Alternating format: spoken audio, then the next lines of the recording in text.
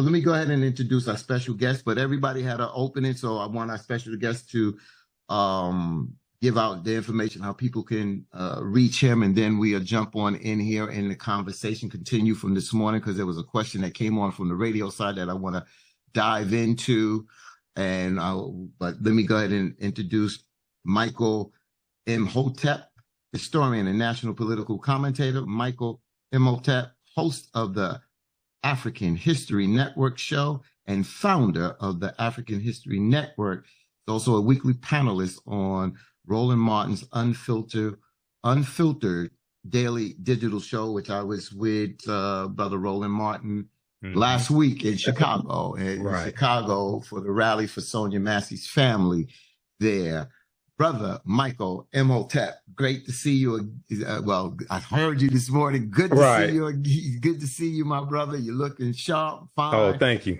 And thank you this morning. We'll jump into it, but I want you to, let people know how they can reach you, and any, brief opening statement that you, since everybody had a little brief opening statement, anything that you would like to add before we jump into our conversation. Well, Brother Fatim Muhammad, thanks for having me on. And I've watched over the years Open Line, and thanks for also having me guest co-host, assisting and helping me guest co-host Reverend Sharpton's radio show also a couple of years ago as well.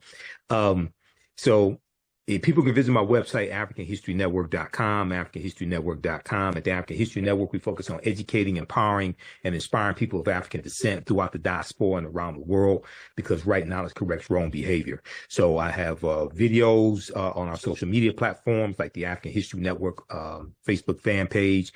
I also teach online history classes on the weekend. I have one today, 4 p.m. Eastern Standard Time. So when people go to our website, they can register for that, because this is a multi-week online history course that I teach. And also I'll be doing the African History Network show tonight, 7 p.m. Eastern Standard Time. Our guest is going to be Reese Colbert, who they watch Roland Martin Unfiltered. They see her there. They see her on Sirius XM. And we're going to discuss a lot of the disinformation that has been put out about Vice President Kamala Harris, et cetera, and go through and do some fact checking on this. So it's a busy Sunday, brother. So I've got 3 interviews scheduled today.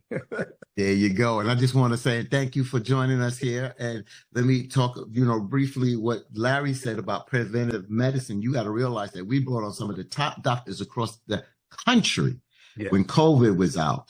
And we brought them on, and one of the doctors that we knew right in our backyard, Dr. Chris Purnell, is one of those preventive medicine folks. It's ironic, because I had COVID maybe 2 weeks ago. 2 weeks ago, it was the second bout with it. It was, for me, I'm vaxxed and, boosted up. Some believe, some don't. I'm not here to do that. Our job was to put out information and let people decide what they wanted to do during that time. But what happens now is that COVID is not being monitored or being tracked. And I just stayed on top, because I noticed when I have a cold, my cold lasts me a week and a half.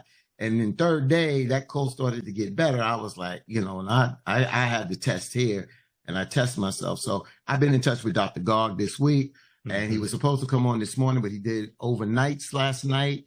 And then Wednesday night, this coming Wednesday, he is traveling to Michigan, but we are in constant contact, because a lot of people are coming up with stomach viruses and colds and not testing. And they having COVID, and they're walking around. So I knew I had COVID. So I just stayed here, in the house, because I'll be honest with you, it's hard to put the mask back on, unless I really, really have to. I'm all well prepared. I got the other mask with this here, just in case something else breaks out down, wherever I'm at. Well, but with before Brother Imhotep expands our knowledge, let me just say we have to always acknowledge our allies. And Michael Bloomberg made a $600 million donation to 4 Black medical schools, $175 million to each medical school. Those schools overwhelmingly produce the highest number of Black doctors in this country. Between Black people are roughly 12 to 13% of our population, but only 6% of the nation's doctors are Black. And so I think we need to focus on that, which we have, Patine, over the years on the show. but I think we have to emphasize how important it is to give opportunities to those who are pursuing careers in medicine and may not have the means to do so. This affords them a way to pursue their careers as doctors. And we look at it, Fatim, from the perspective of how many times have we gone to a doctor? How many times have we gone into a medical facility and you barely see a Black doctor, right? And so this is so important. And as a HBCU alum, Sabrina and I, we often talk about the lack of funding, right? The lack of the low endowments. As I said last week, Howard University's endowment is $865 million. Harvard University's endowment is $50 billion. And so that donation of $600 million, Fatim, we can't understate how important that was. And so certainly kudos to Michael Bloomberg. Exactly. And the New York City Department of Health is tracking the COVID expansion, the rise, and particularly in Black neighborhoods and Latino neighborhoods, Hunts Point, South Jamaica, in terms of hospitalizations. Not you just called in and you got rid of it. Hospitalizations, Hunts Point, South Jamaica, East New York, Central Harlem, Co-op City. That's where it's rising. And Nassau County doesn't want you to wear a mask either. And so they just passed legislation making it against the law for you to wear a mask in public spaces. Crazy. Last week, they passed that law last week. So COVID is here, people. Oh, yeah. It is here. And it's being tracked. Well, no, not tracked there in New York, but it's not tracked across the country. CDC, no, I don't know. CDC is not, they're not tracking it. They're not tracking it. But here in New York, absolutely. There you go. And that's good, So, all right, let's go ahead and jump on in here. We had a question this morning, and, there's a lot of politics here to discuss. We've been on point. We've had our strong debates on this, and it's not about going back because we don't have to prove a point, because we all knew that we needed to move forward. Larry always said we got to keep Trump out of the White House. The bottom line is, a lot of us felt that, we standing with President Biden because that was the alternative that was there. But we also knew that their motivation wasn't there. The donors was pulling out, and we are past that. We're moving forward. So we don't need to rehash that. But now we are seeing a whole different momentum. But with that momentum and the enthusiasm, that's beautiful, is good, is no but. However, we have a lot of work to do, and there's a lot of political education is still needed within our communities here. Really needed in our communities. And Brother Michael Imhotep, I want to go to the Electoral College, but there's one thing I just want to briefly say, that you were talking about the doctors and the funding of Michael Bloomberg real quick. Let me just say this, and Sabrina talking about more Black doctors. You guys know I'm a sickle cell advocate. My wife passed on sickle cell, but being her advocate for years. And I'll tell you straight up, I've had some good Black doctors, had some good white doctors. I had some pain in the ass white doctors, and I have a pain in the ass Asian and Black doctors. So I want doctors that are compassionate and not judgmental, and not looking and diagnosing their patients like they're in a textbook. You understand? For instance, sickle cell, with next month is Sickle Cell Awareness Month, which we'll get more into that. You can't do it with a textbook. Somebody who has a high hemoglobin still can be in a sickle cell crisis. So bedside manners is important, but there got to be some compassion. Dr. Ian Smith, who's been a guest on this show before, talked about how some people, especially those that suffer with pain, with sickle cell and other things, how they're mismanaged when it comes down to pain management. Right now, there's people out here that is suffering in pain because doctors are scared to prescribe opioids to treat. They have a chronic illness that causes pain. Pain management will tell you, you have to manage the pain. And if there's an addiction rate, the addiction rate is very small. I spoke on this with pain management at Long Island College Hospital some years ago about that. So again, yes, more Black doctors are needed, but we need more good doctors out there that is going to be compassionate out there, because I'm telling you, it's an uphill battle when it comes to health, and especially in the Black and Latino and other people of color's community out here. So just want to add that with that being said. Now we get back to the political page, and let's go to Brother Michael Imhotep to talk a little bit about the Electoral College, because we had a caller this morning and I said that we will dive into that and then we'll get into the presidential politics of the day. Okay, so we'll talk about Electoral College, but when I finish that, I got to talk about what you just talked about, dealing with pain and pain medication being prescribed to African Americans. Why don't you start there first? Start there. Yeah, start there. Okay. Mm-hmm. So that's historical, dating back to slavery, because during slavery there was stereotypes of African Americans saying that we had higher thresholds of pain. Okay, and that continued after slavery. And when we look at a reluctance from some doctors to prescribe opioids to African Americans, even blackdoctor.org had an article a few years ago that talked about how you had a high percentage of medical school students who thought that African Americans had higher pain thresholds. Okay, number one. Number two, if everybody researches this article from February 8th, 1914 from the New York Times, it's called "Negro Cocaine Fiends Are a New Southern Menace. Murder and insanity increasing among lower class blacks because they have taken to sniffing since deprived of whiskey by prohibition." This is a huge article from the New York Times, February 8th, 1914. And it dealt with the fear that many white people had of what happens when black men get high on cocaine. They said that African American men had superhuman strength when they were high on cocaine. And they were asking the question, do police officers now need to carry a .45 caliber handgun because a .38 wasn't powerful enough to kill a Negro high on cocaine? Because cocaine was illegal.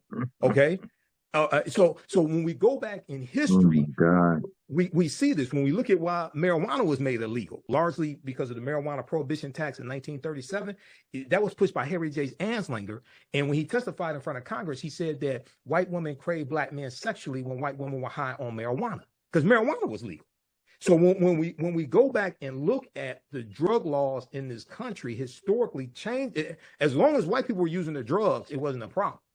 1875, you have the first anti-drug law in the history of this country. That was the anti-opium law in California, specifically San Francisco. And that was targeting Chinese male working on the railroads. And they were saying, oh, well, these men are going to seduce white women and things like this, right?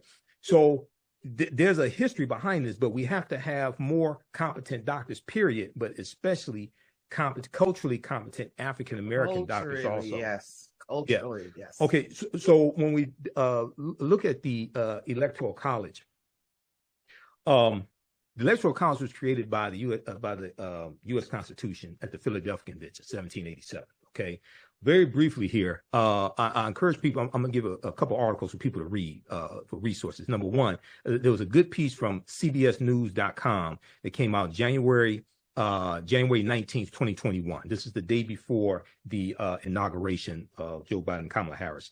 It's called "Most Americans Don't Know What's in the Constitution, a Crisis of Civic Education." And the way it works there, there are 538 electoral college votes. Okay. You become president-elect by winning by getting to at least 270 electoral college votes, okay, which is 50% plus one. You win the electoral college votes. You become president-elect by winning the electoral college votes associated with a state, okay? Each state has at least 3 electoral college votes. I think that's the number, at least 3.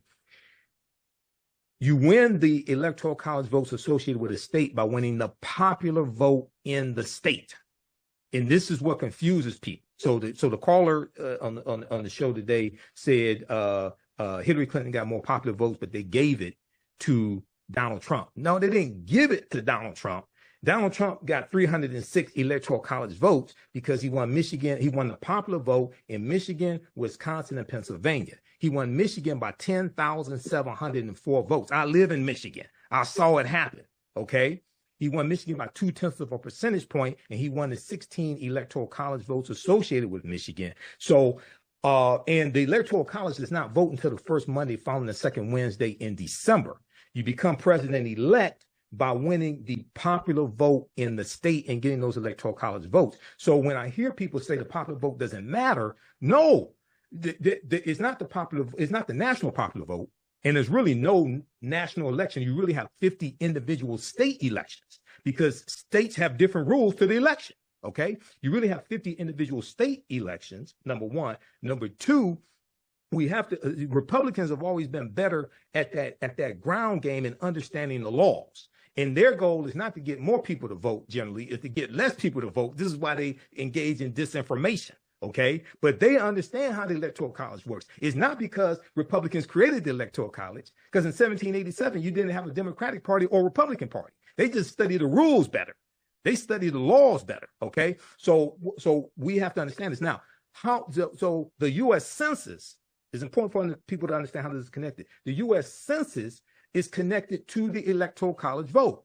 Why? Because the census was created by the U.S. Constitution, the first census taken in 1790, and the census determines how many seats in the House of Representatives a state has. It's based upon population. Each House district is approximately 710,000, represents 710,000 people. Okay, you take the number of seats in the House of Representatives a state has. You add to it the number of U.S. senators a state has. Every state has 2 U.S. senators based upon the Constitution, and that tells you how many electoral college votes are associated with a state. So it's tied to population. So with the 2020 census, Michigan lost a electoral college vote. We went from 16 to 15 because of a shrinking population. When Donald Trump said that he wanted to put an immigration question on the U.S. Census, I knew exactly what he was doing, because there hasn't been an immigration question on a census in about 70 years. The census is designed to count every person in the country, regardless of their status, whether they're documented or undocumented. Okay. What he was trying to do is to weaken blue-leaning states, some of them sanctuary states, things like this, more open, or have sanctuary cities more open to undocumented immigrants, to weaken them when it comes to the Electoral College. Okay, because a lot of those people who may be here undocumented, or they may be in a mixed house, they may be in a house where some people are documented and other people are undocumented, they're less likely to return the census form. New York lost a electoral college seat or electoral college vote, and if 89 more people had responded to the census, they would have maintained it. Okay, so that weakens New York, weakens Michigan when it comes to the electoral college vote. So Republicans are playing the long game. I was taught to understand the rules of the game, the rules of engagement. Okay, and so that's why when I teach about political self-defense, we get deeper into this than just voting. We need more than just voter education. We need to understand how to play the game of politics to win, and economics is part of that. My degree's in business administration. I totally agree with that. I taught entrepreneurship for 7 years, but laws and policies impact and govern your economic empowerment.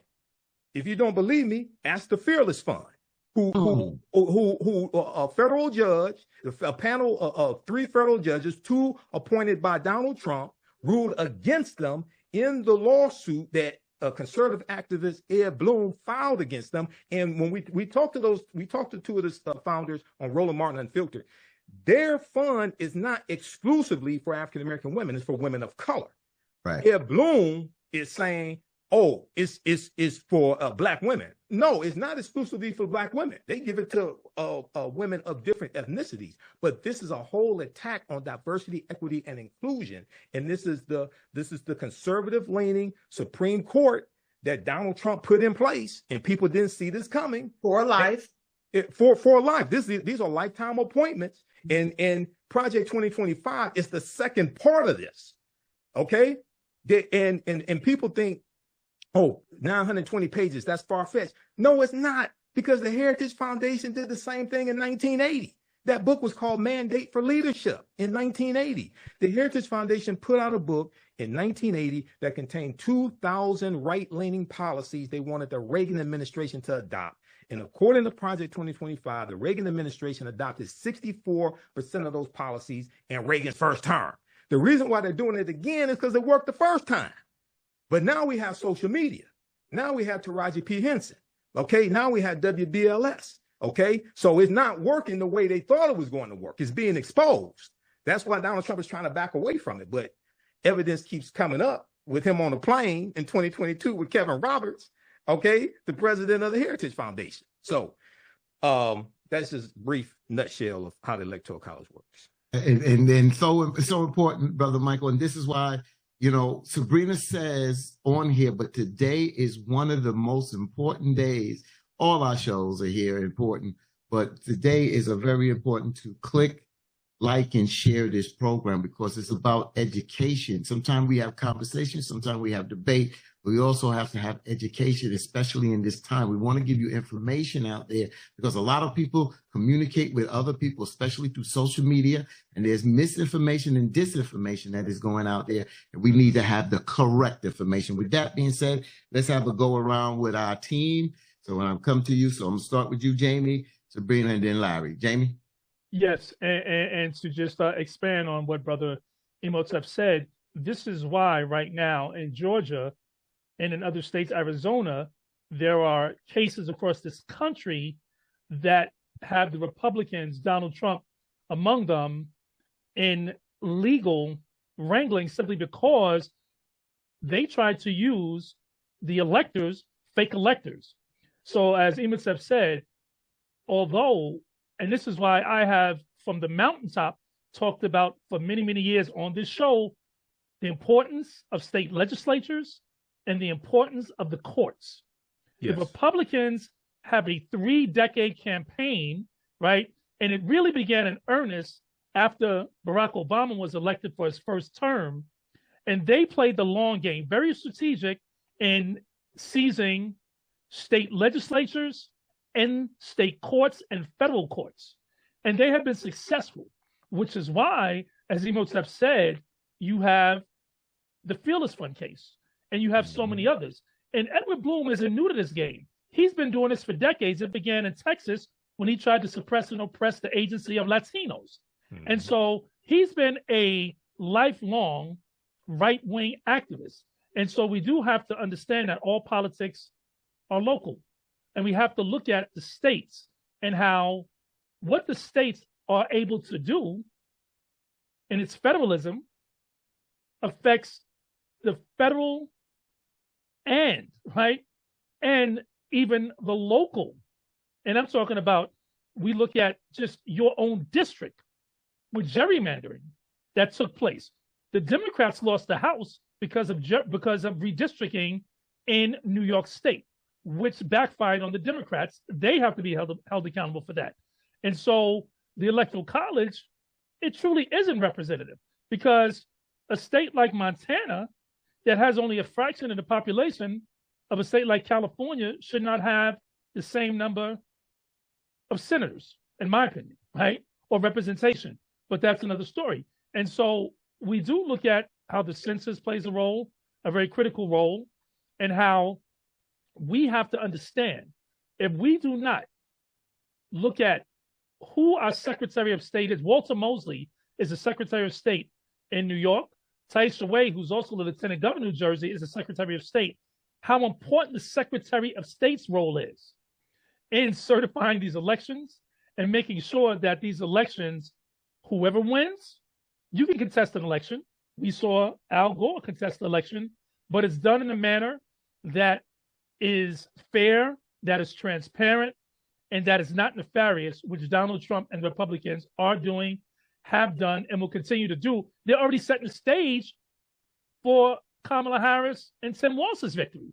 They're setting the stage to claim that the elections were rigged, that the elections were invalid, and they are continuing to rally state electors and the state secretaries of state to contest these elections. And so we have to play this game and fight this game on multiple fronts. And Fatine, let me just go back because I think, not to digress, but Imhotep made a great point regarding pain, and I don't want to digress too much. But we all know J. Mariam Sims and what he did from 1845 to 1849 and performing, right, operations and experimental operations on Black women slaves. And so my doctor, you're right, Fatim, we want compassionate doctors. My primary care physician, who I've had for decades, is Jewish, a wonderful man, right? He's ending his practice, but a wonderful man. You go to those who are going to serve you competently and with compassion. You're absolutely right. So I just want to qualify that. But we must also, Michael, take a look at right now how the Republicans, they don't really have a way, in a definitive way, to counter the momentum right now of Kamala Harris and Tim Walz. So what they're doing is they're engaging in ad hominem attacks. They're not putting forth any policy that a majority of the Americans, right, subscribe to. If you look at the polls, most Americans want the Affordable Care Act to remain in place. Trump has already vowed, even though they have lost in court at every turn, to overturn the Affordable Care Act, right? When we look at, Michael, you talked about this morning on the radio show, student loan forgiveness, right? Most Americans are in favor of student loan forgiveness of some form, right? Most Americans are in favor of women have dominion over their own bodies, reproductive rights. So this is not a one issue campaign. This is not a monolithic when it comes to Blacks and Latinos, Asians, white folks. We are all, most of us, multiple issue voters. But what the Republicans continue to capitalize on is that most voters are low information voters. They don't dig too much into the policy like we do. We're policy monks, we look deep into it. So they give sound bites. They give, very vague, policy points, but what they are talking points. And so our job and our duty is to, as we do here, Michael, as you do, and many others, to inform voters, right? To educate voters. It is why books are being banned in schools. They do not want civics. They do not want an intellectual and highly informed electorate. They want people to remain ignorant. Because if you have majority, and when I say ignorant, meaning not knowing, if you have a majority of the electorate that truly doesn't know the positions of the candidates on economic issues, on social issues, then it becomes more of a optic, right, election, and who presents, who inspires, who seems to be the person who cares the most, who seems to be the person that's going to fight for us. Donald Trump doesn't give a damn about poor Blacks or poor whites. Donald Trump only cares about himself and how everyone is useful idiots or tools and vehicles to his own personal means and agenda. And so we have to remember that. And I do think that thus far, Kamala Harris and Tim Walz have done a great job. And Kamala Harris's team has done a great job. If we go back to 2019 when she was first running, up until now, her experience as a vice president, and Michael, you made a point, it's important for her not to undermine, right, Biden's policies right now, but she does have to distinguish herself. And that's tough. That's tough to do. But I think thus far, and she's going to release her economic plan next week, I think that thus far she has done a great balancing act in not undermining Biden, particularly on the Netanyahu-Hamas war. It's not Palestine and Israel. This is Netanyahu versus Hamas and other issues that can distinguish herself without being presented as being radical, as being presented as someone who is countering or going against Biden, because they're tying her to Biden. But as you said this morning, Mike, I'll leave it at this. Vice presidents don't make policy, right? They don't. Normally they do go along with the president because that's their job. Nevertheless, now that she's running and she still is the vice president and she still is essentially working for Biden, she has to make sure that she is very nuanced and very careful in terms of how she's presenting her vision and her future of what she sees as a future of this country. Right. I mean, I'm let you respond that, Michael. I just want to say one thing to Jamie. It's not a correction. It's just that I do know what you're saying about the Prime Minister of Israel, Benjamin Netanyahu, with his war against Hamas. Unfortunately, it's a war on the Palestinian people, as Larry has said, a genocidal war. You just saw what happened with the bombing yesterday. So this is and I couldn't, for our Palestinian brothers and sisters that are on this here, or people that are sympathizers or empathizers with those folks, is that we understand and we see, and we've been saying it. Ceasefire. So many people, what happened on October 7th, we said was wrong. We said that. We don't have to keep saying that. Understand? To balance this. But the number of Palestinian people that have died, there's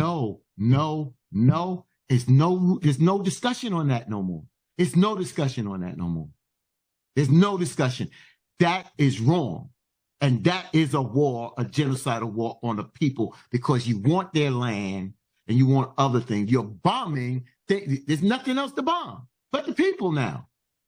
There's hardly any infrastructure there now. With that being said, James said a lot. But again, this is Netanyahu. I got that. That's why I said I didn't want to counter you. But let's be real. It is a war on the Palestinian people. No, of course, on the Palestinian people being waged by Netanyahu, but you have innocent Palestinians and innocent Israelis that are dying as a result of Netanyahu's genocidal campaign and Hamas's ill-fated attack on Israel on October 7th. Right. And again, I'm a realist. I know Sabrina says she don't like no violence. Unfortunately, it's a violent world. Since it has been, and it will be. And, I understand, like she says, she says it very well. She don't support violence anywhere. And I respect that. Fortunately, this is a violent world. And when people attack, nobody stood up for those Palestinian people. Nobody hardly stood up for those Palestinian people. Hamas came in and wanted to run the government. And it comes a time when people are trampled on and you back people into a corner and they come out fighting. And how they come out fighting, then you look at, that's wrong. But when you do what you do to a people, eventually they're going to come out fighting. A lot of y'all are Christians or believers of the scriptures, and you see there's wars and wars in the Bible. With that being said, let me get Michael in, and just so I can get Sabrina and Brother Larry, and I'll let you respond because Jamie said a lot. Jamie was right on point on a lot of things. But Brother Michael, do you want to respond to anything that Jamie said? Well, yeah, I wanted to comment not on Israel Hamas, but dealing with the attack on voting rights and putting this into historical context. When you talked about President Obama being reelected 2012, the percentage of African Americans who voted was 66.7%, if I remember correctly, of those registered to vote. This was the first presidential election where the percentage of registered African American voters was higher than the percentage of white people who registered to vote who actually voted, and this scared a lot of Republicans. This scared a lot of them. They came back and attacked us with Shelby County versus Holder, U.S. Supreme Court case of 2013. And this is what people don't understand, which attacked Section 5 of the Voting Rights Act of 1965. The reason why you needed the Voting Rights Act of 1965 is because of what happened in Mississippi in 1890 with the Mississippi State Convention of 1890, where they rewrote the state constitution. They passed poll taxes and literacy tests to suppress the African American vote. And African Americans were the majority of the population in Mississippi. Okay. And Solomon Saladin Calhoun, who was the white county judge who presided over the convention, he said, we came here to exclude the Negro. They said explicitly why they were there. Okay. Because 2,000 African American men got elected to the state legislature. You had a handful of them in Congress, about 20 in Congress. And you have a couple in the Senate. And we were elected to local office during Reconstruction, 1865 to 1877.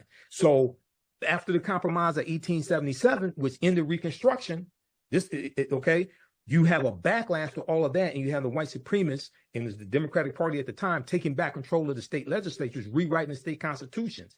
1895 South Carolina, 1898 Alabama, 1898 you have Louisiana, and they imposed the grandfather clause. 1901 Alabama.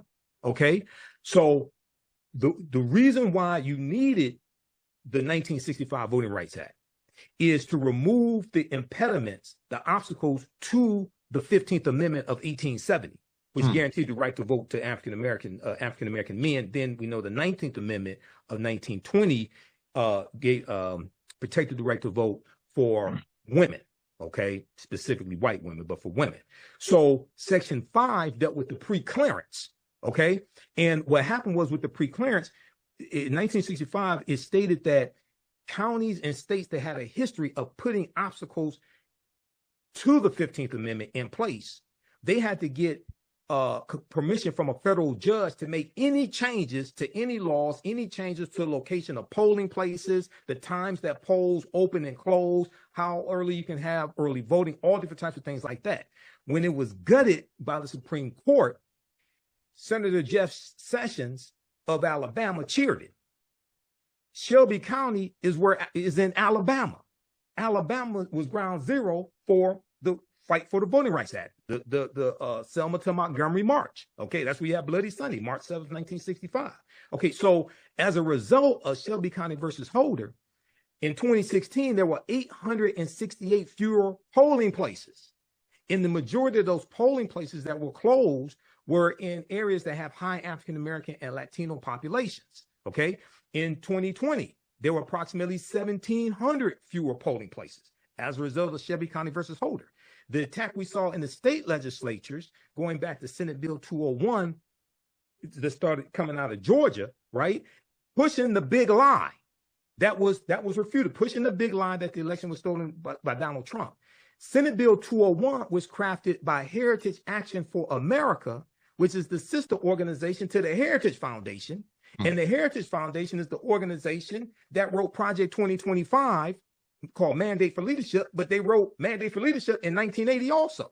So there's a good article from motherjones.com that Ari Berman wrote, Ari Berman and Nick Sergey. And Ari Berman did a series of articles for thenation.com during the 2016 presidential election dealing with voter suppression. The name of this article, Leaked Video, Dark Money Group brags about writing GOP voter suppression bills across the country. Now, this is from May 13th, 2021. And I put the link here in the chat. So if you put this on social media platforms also. Jessica Anderson is the executive director of Heritage Action for America, the sister organization to the Heritage Foundation. And she was caught on video talking about how it was that organization that crafted Senate Bill 201 and copycat bills in other state legislatures. They're the ones behind that. So you have the Heritage Foundation that's submitting lists of ultra-conservative judges for the federal bench and Supreme Court so that they can interpret law for the next 30, 40, 50 years. And then you have Heritage Action for America that is passing laws, crafting laws and getting them passed to suppress people's ability to vote in the present. So they're boxing us in. And then you have right-wing organizations like Moms Against Liberty who are getting book bans put in place to reduce people's ability to understand the past at the same time. Okay. And your understanding of politics is directly related to your understanding of history. So this is political war that's taking place right now. So we have to understand these different forces here. And I'm neither Democrat nor Republican, but sure as hell ain't stupid. I can see who keeps passing these laws and who keeps advocating for these laws that are detrimental for us. And I can see who keeps voting against these laws and keeps largely putting laws in pass that are beneficial to us. So this we have to understand political self-defense, and this is about power acquisition. Okay, so we have to get beyond. I know people mean well when they say this, but we have to get beyond telling African Americans to exercise your right to vote. You vote for power, and you have to be able to. It's not just about what a politician can do for you. It's also understanding how to block and stop what people are trying to do to you, because this is about self-preservation. And as you said, the Heritage Foundation, the Federalist Society, Moms Against Liberty, they are all, let's not forget, we talk about economic empowerment, extremely well funded. Yes. Well funded. Let me just say this, Sabrina, I'm bringing you in. I'm not going long. This is the problem. And I see, especially on my other podcast, and, when folks come on and they, and talk similar to Candace Owens, South Carolina, the Senator Tim Scott, Larry Elder, Representative Brian Donaldson from Florida.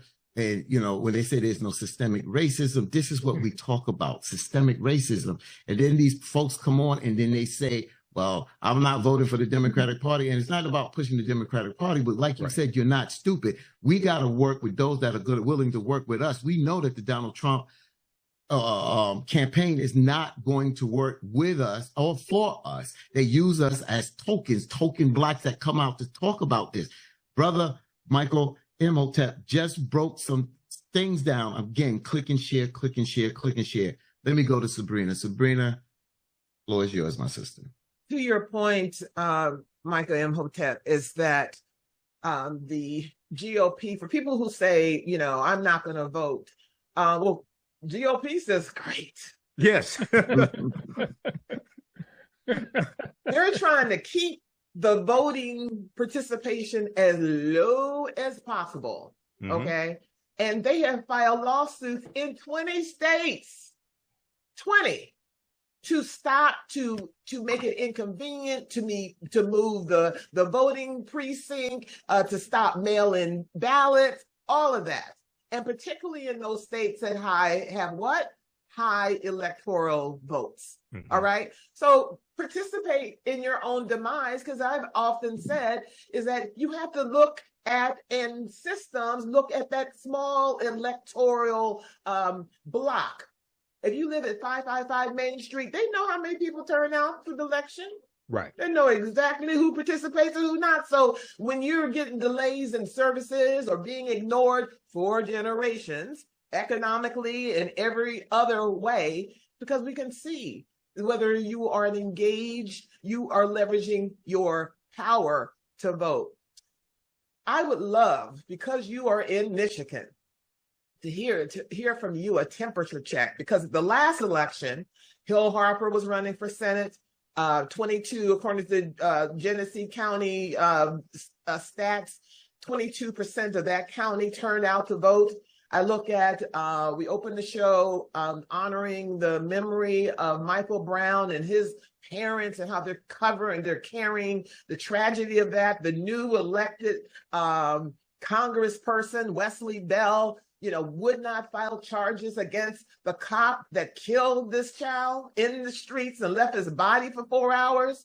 I look at the Bronx, how generationally have zero access to economic, equitable financial services, peel that back and look at poverty and lack of access. So I would like to go back to Michigan, where you are, sir, and share with us, what are you feeling on the ground? I'm part of these you know, mobilizations online, but the people in Flint, the last stat that I saw was maybe about an 8-9% turnout vote. And when we're talking about, well, we got to register the people to vote, I'm looking at where are the maps and there are maps of where there is economic trauma. Those people for generations.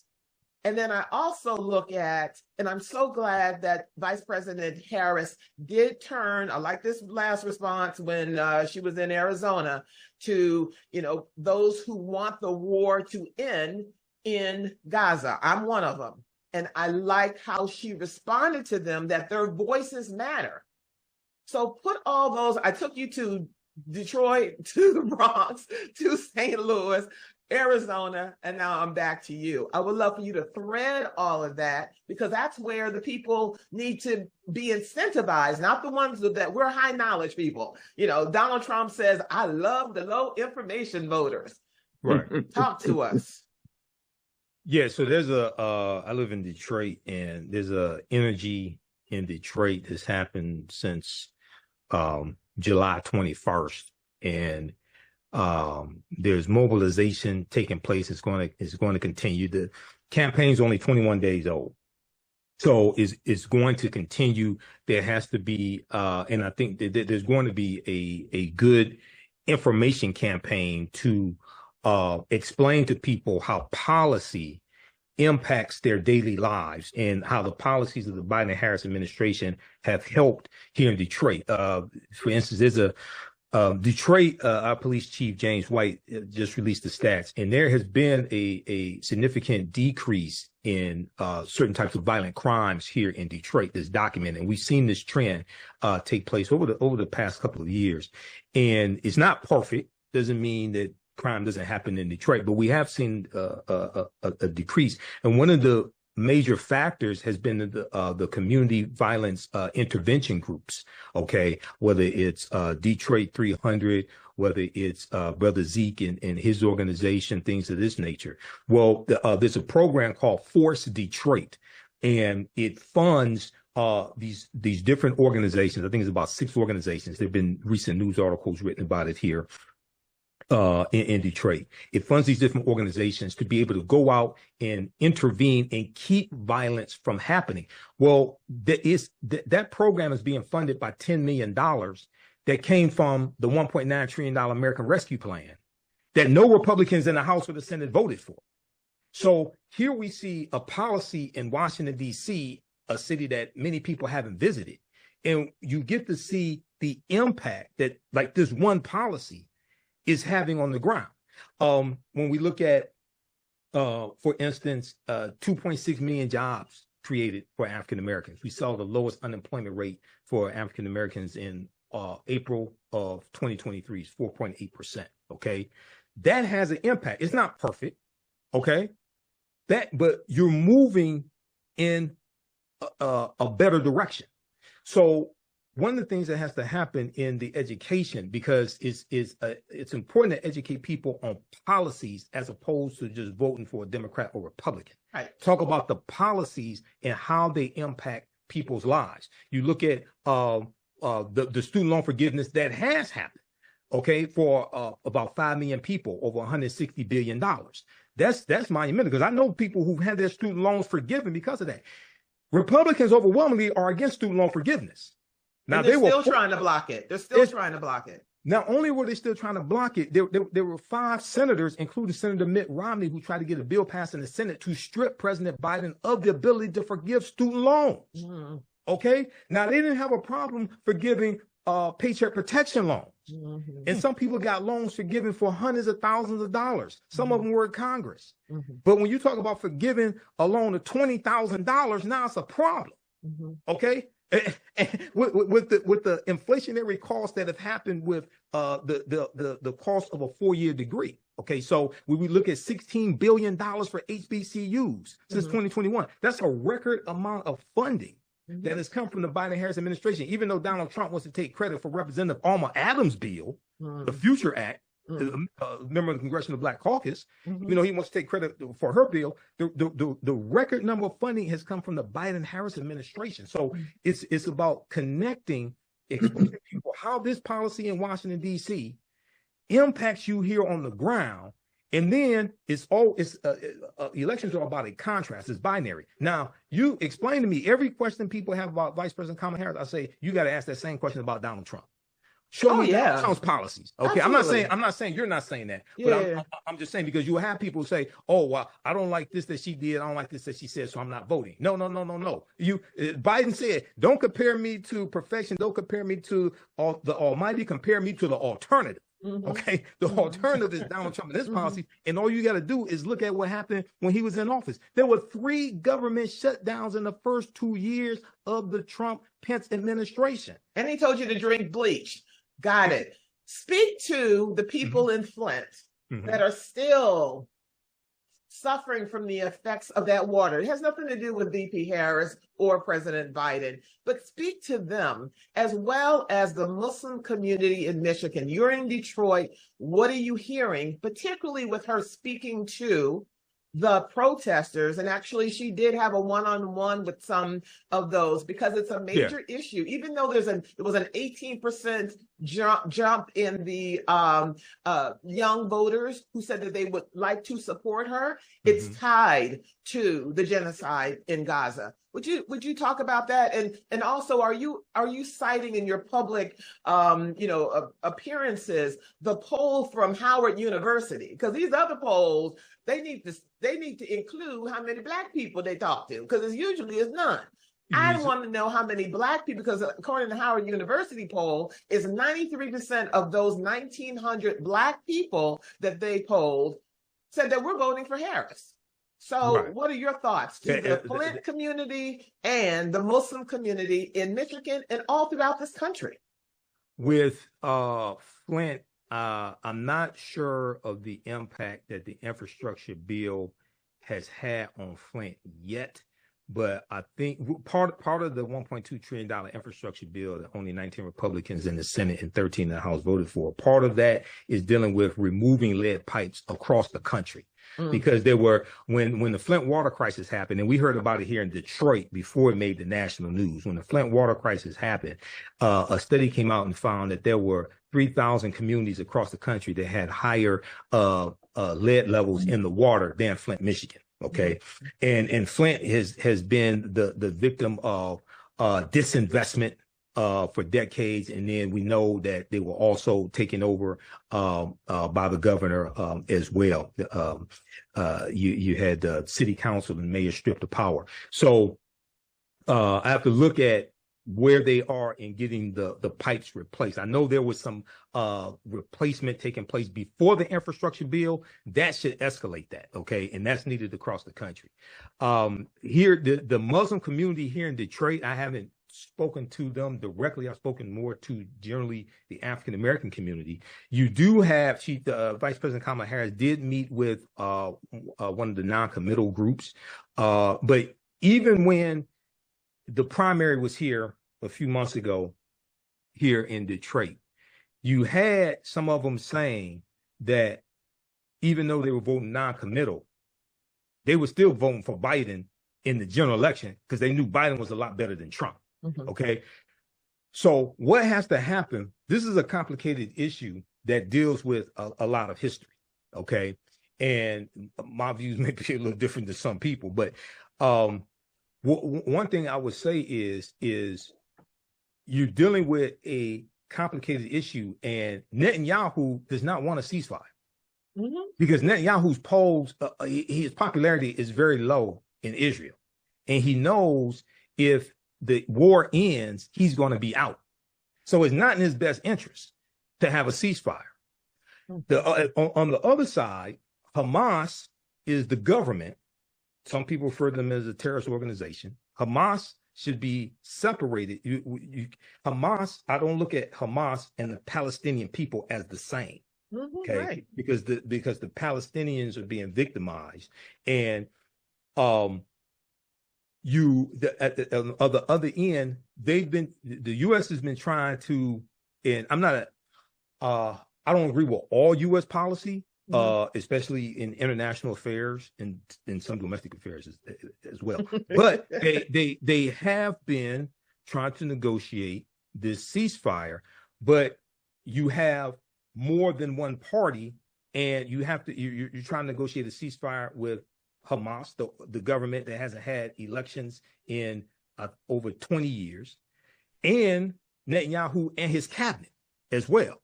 So people have to, and I've talked to people on both sides. I've talked to a few Muslims who've had family members killed in Palestine, and I've talked to at least two Jewish people who have family members in Israel. Okay. This is going to get worse if Donald Trump becomes president again. Donald Trump has already said he's going to remove all humanitarian aid from. It's already done. It's already happening. And Michael, let's not forget. Michael, that's already done. That's happening now. Let's not forget. The only reason Hamas existed and had the power it did because Netanyahu did not want the Palestinian Authority to be the ruling government in Gaza because they were pushing for a two-state solution. Yeah. So he really buttressed and empowered Hamas and was allowing hundreds of millions of dollars to come into Gaza via Qatar, right? And with that money, they were able to remain in power while he suppressed the Palestinian Authority. So October 7th really is a direct result of Netanyahu buttressing and supporting the power of the Hamas government, not the military wing per se, but essentially they are one and the same. As you said, you separate Hamas from the Palestinian people. That attack only occurred because Netanyahu is the sole individual that kept Hamas in power in Gaza. Yeah, and there's an article from Times of Israel that talks about that. I'm not an advocate for the publication Times of Israel, but when I was doing my research on this, I did shortly about a week after the October 7th attack, I interviewed Abayomi Ezekwe, editor of the Pan-African Newswire, on my show. We got deep into this history. So, and then Netanyahu wants Trump back in office. Now, it's also important to understand that Donald Trump imposed a ban on Muslims coming to the country from 7 Muslim countries. Okay. And when he did that, that also increased anti-Muslim sentiment in this country. Right. So this is a complicated issue. I think there should be some type of ceasefire. I don't have all the details of what that may look like. It may look like something different than I envision. Hamas has to return the hostages, but also Israel has to release the 6,000 Palestinians that they're holding. And most of them haven't had trials, things of this nature. Right. So this is one of the things that Hamas is trying to do, trying to get back those 6,000 Palestinians. And oftentimes when this is talked about in the media, the 6,000 Palestinians that Israel is holding is not talked about. This is why I had a real problem with mainstream media, including MSNBC, like the first few days that this happened, because they didn't deal with really any background history on what caused the October 7th attack. And I'm not saying that the way the attack went down or what happened was right or what hey, these people have been fighting for a long time. Okay. Exactly. These people have been fighting for a long time. So what I would say, I just want to leave it with this. I think and I understand the vice president here is still the vice president. Sure. But when she starts to lay out her foreign policy, for me, just talking for me, I want the first thing to happen is Anthony Blinken, that he's going to issue a statement that he's going to spend more time with his wife and his children, because that's always a signal that people got fired. Okay, that's the first part. And also that they address the trauma the United States government signed and sealed by Congress people, that were doing the jack in the box, standing up every 5 seconds for a war criminal, and that they include the Holocaust that's happening in the Sudan and other parts of Africa. So and when we make that shift, because as Madam Vice President is saying, and the nominee Governor Walz is saying, this is going to be a close election. We're the underdog, and you can't afford to ignore any voices and the trauma that we've been championing and cheerleading for years. That's where I would like to see the pivot, Mr. Imhotep. Yeah, I'm going to hold it there because Larry's been very patient and it's got too long to get to him. Real quick, we need to get back on here. Dawood Walid, he is the executive director of the Council on American Islamic Relations Michigan chapter, which is CARE, because he came on and he talked about the sentiment of the Muslim and Arab community in Michigan right before the non-committal vote. So we need to get him back on here to give us an update on that community right there. Brother Larry, let me get you in here because I want to get to, because we talked a little briefly about that article, which I have a funny feeling they're going to try to use that conversation as a distraction about dividing the community, but it is a reality what happened to New York Congresswoman Shirley Chisholm. I need to get to that article before we end this program today. Let me get Brother Larry in. Thank you for your patience, Larry. Well, this has been an amazing discussion and quite enlightening, particularly the amount of detail our guest, Brother Imhotep, have given us, and the penetrating questions that have been asked by Jamie and Sabrina. Donald Trump must be defeated. That's where I always start, because if you have a good anchor, then it helps you to build a logical argument and good strategy and tactics. And why must Donald Trump be defeated? Because he is the titular leader of a fascist movement in this country that's seeking to literally overturn democracy and establish some type of white minority rule. Some people say white Christian nationalists. Other people have other versions, but in essence, they want to establish a dictatorship of a type. I mean, and they speak of this openly. I mean, Trump says, you know, I'll be a dictator on the first day. The other day, a week ago, he said, if you elect me, you won't have to worry about elections ever again. I mean, this is stuff just being said out in the open, not to mention a whole 925-page plan, which calls for the literal purging and cleansing of the civil service, to dismissing federal civil service and replace them all with Donald Trump loyalists. I mean, this is classical fascism. And a lot of people still don't want to say that word, but you hear it more and more. And you even hear it now in the mainstream discourse. So, you know, one of the things that Trump says is that the system is rigged. And he is right about that. The rigging is in the Constitution itself. The fact that we have an electoral college that actually selects the president and not the popular vote is one of the foundations of the rigging. Hillary Clinton defeated Donald Trump by 5 million votes, but Trump won the Electoral College, so he becomes the president. Research has shown that Al Gore actually won the popular vote and won it in Florida.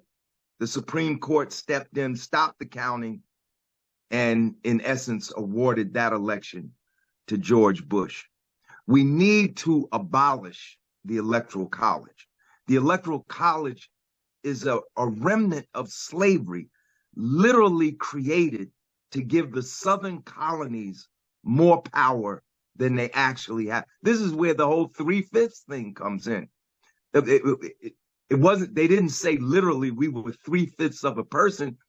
They said we would count 3/5 of the population of the slave colonies toward their overall voting population to give them more power.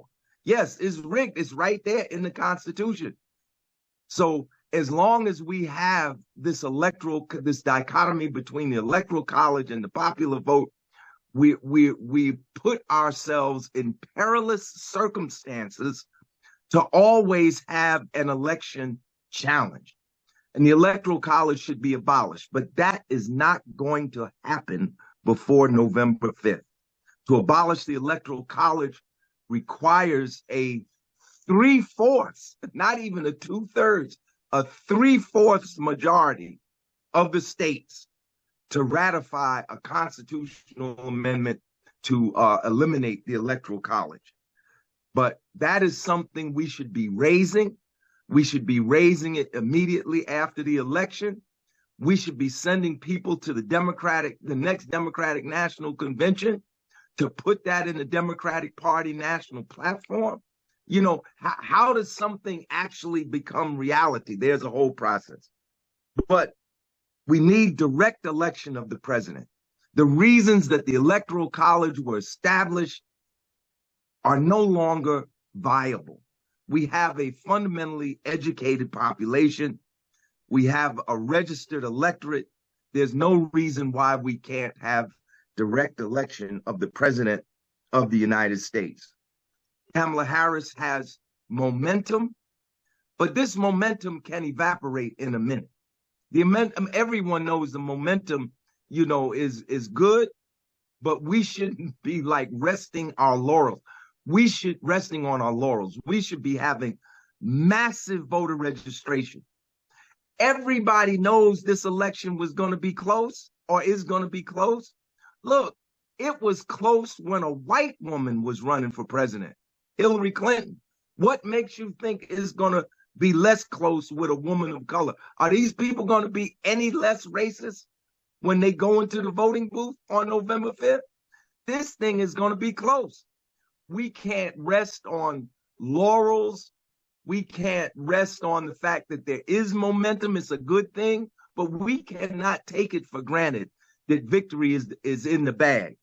It's going to be hard for a hard one, and it's going to be close in the end. And because it's going to be close,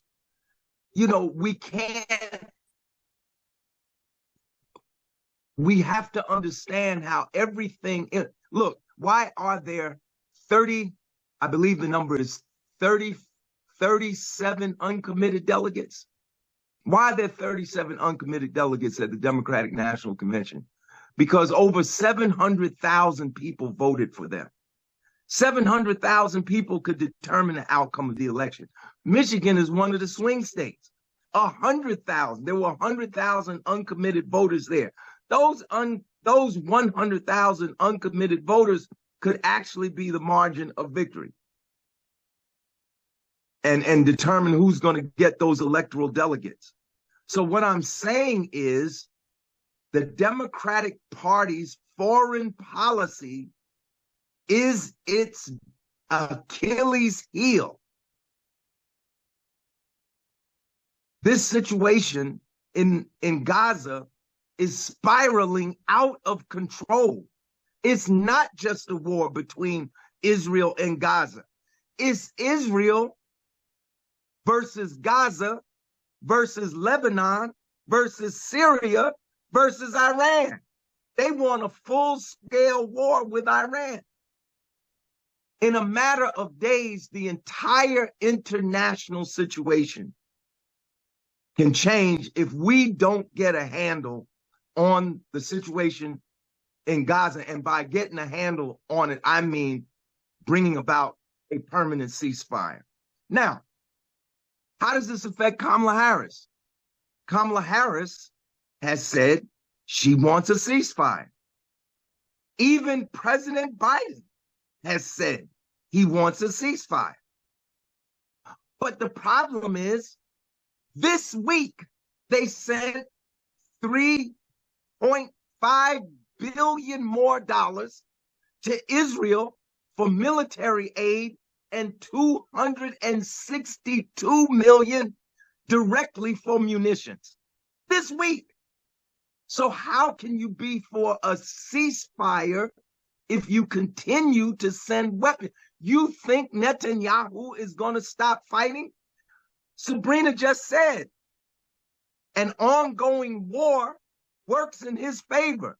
And right now, people are demonstrating in Israel. Jews are demonstrating against Netanyahu because they feel he has abandoned the hostages.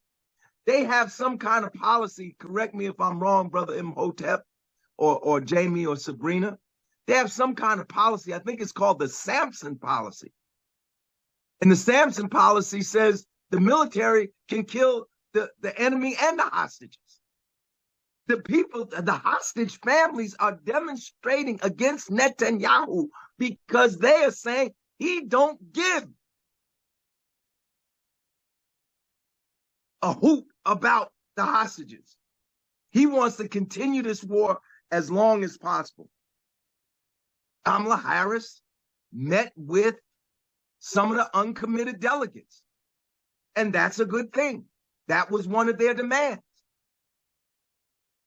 But after the meeting, what did Kamala Harris's advisor say on Thursday?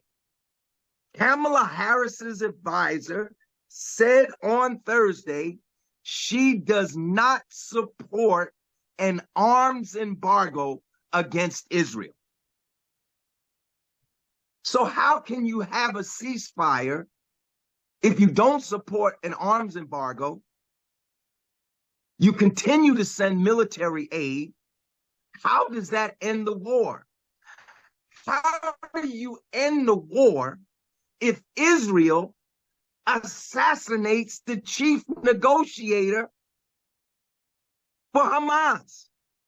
And I mean, I understand what people are saying, you know, politically, that Hamas and the Palestinians are not the same. But if Hamas is not the same as the Palestinians, why are we negotiating with Hamas? We're negotiating with Hamas because they are not just the resistance, they were the elected government of Gaza. I mean, if Hamas wasn't important, we wouldn't even be talking about Hamas. If Hamas wasn't important, Israel wouldn't have assassinated Haniyeh. And they assassinated him in Iran. So I know, I understand we have to defeat Trump.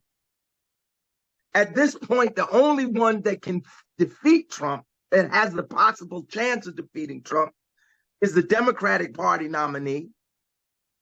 But I'm not going to turn off my brain simply because I want to defeat Trump. Look, the foreign policy Achilles heel of the Democratic Party could be the difference between victory and defeat. Look at Ukraine. Look at Israel. A poll came out last week, and I mentioned this on the show Wednesday night. The majority of Americans do not want U.S. troops in this war on Gaza.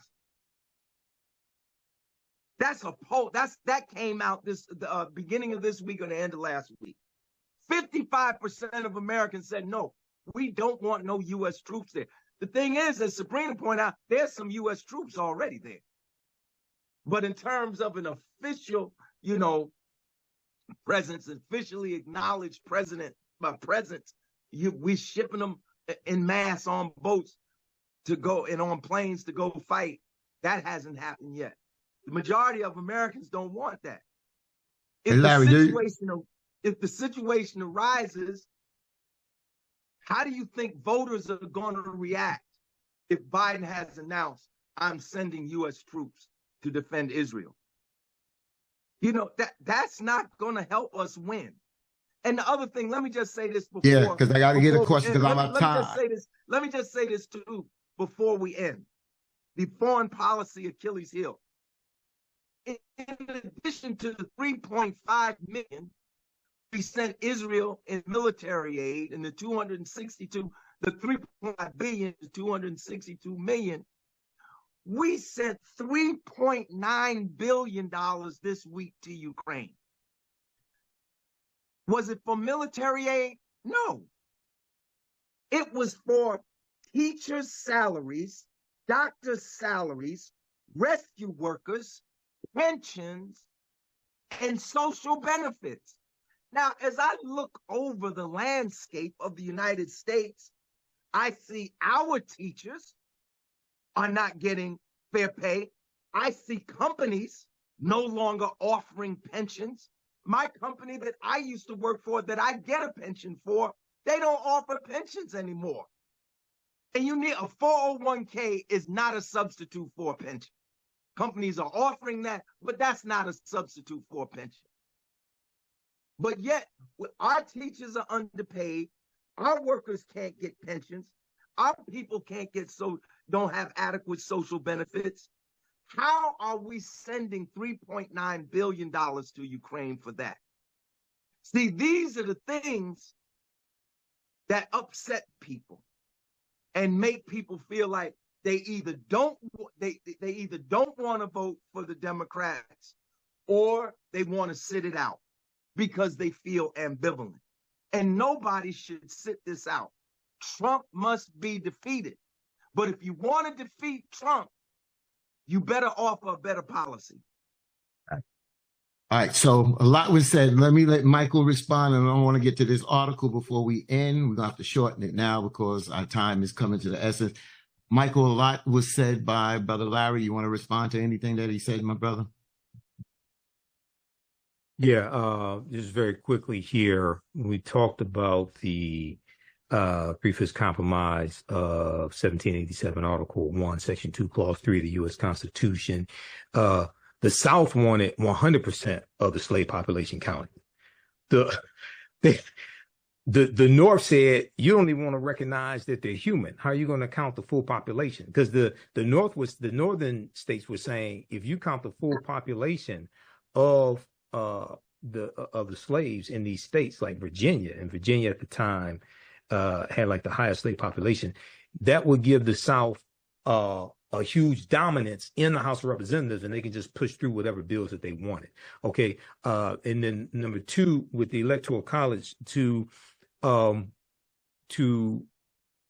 eliminate the Electoral College, a bill has to pass the House of Representatives and the Senate by 2/3 majority vote, then pass 3/4 of the state legislatures by 2/3 majority vote. So because Republicans won 2 elections by losing the popular vote and winning the Electoral College vote, they probably not going to vote for that. So I do think it should be eliminated, but Republicans are not going to vote for that. So we're going to have to educate our people on how this works.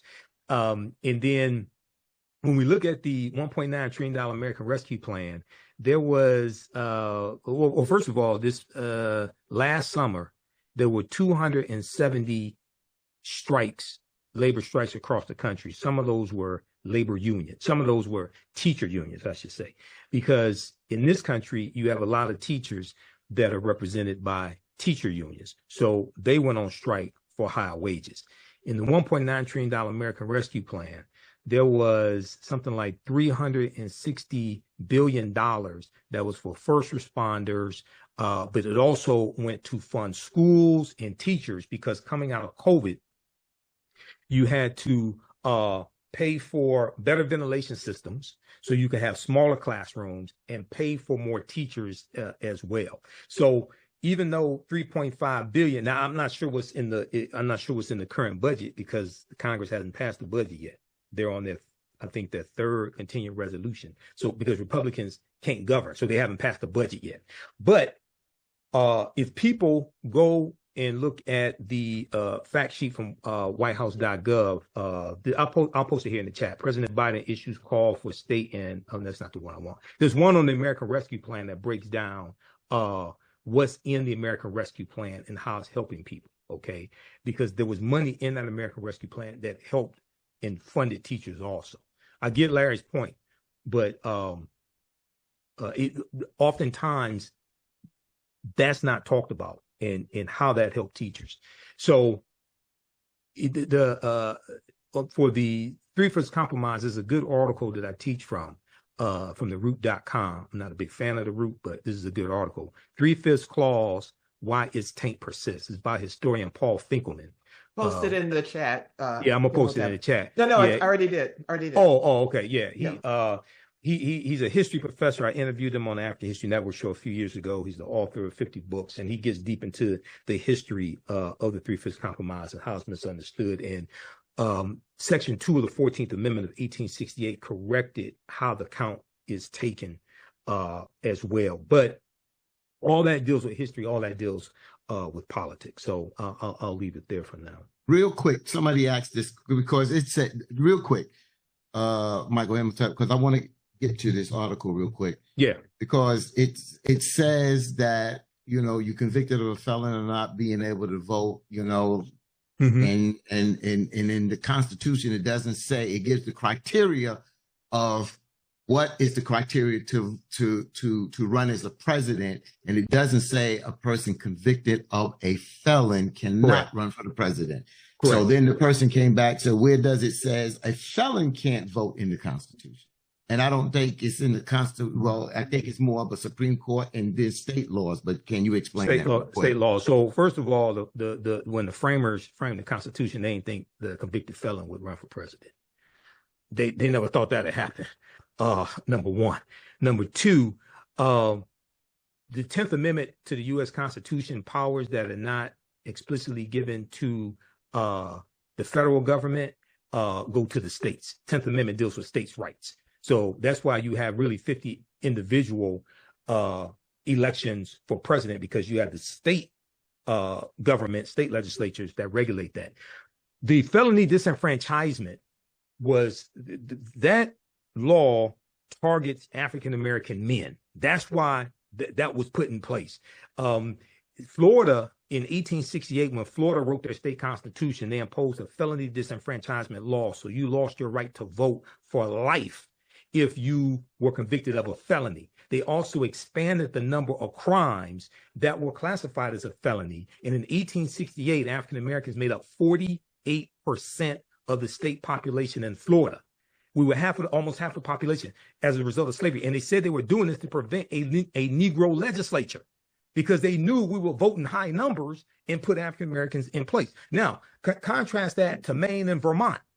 In Maine and Vermont, where Senator Bernie Sanders is from, right now, if you are a convicted felon sitting in prison, you can vote from prison because Maine and Vermont historically did not have high populations of African-Americans.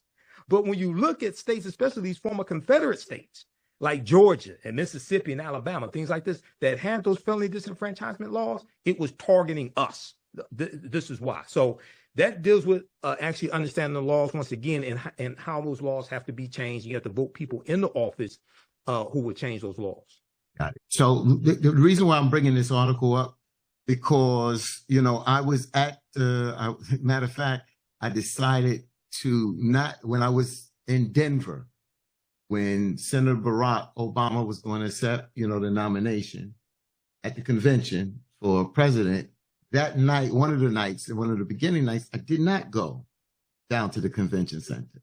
I stayed home, and I remember waking up, and I think it was on PBS. It was, you know, talking about what was going on when New York Congresswoman Shirley Chisholm ran in 1972 for president. And I sat in awe. I sat up in the bed. I said some choice words. These Negroes did what? These black men did what? I was like, you are serious. I lost it. I got a chance to meet, you know, Congressman Shirley Chisholm back in high school. Well, I was not politics like that, you know. So there's an article in today's New York Daily News. And the reason why I bring this up, because I feel like it's going to become, they're going to try to use this as a distraction point out there. But this was a reality out there.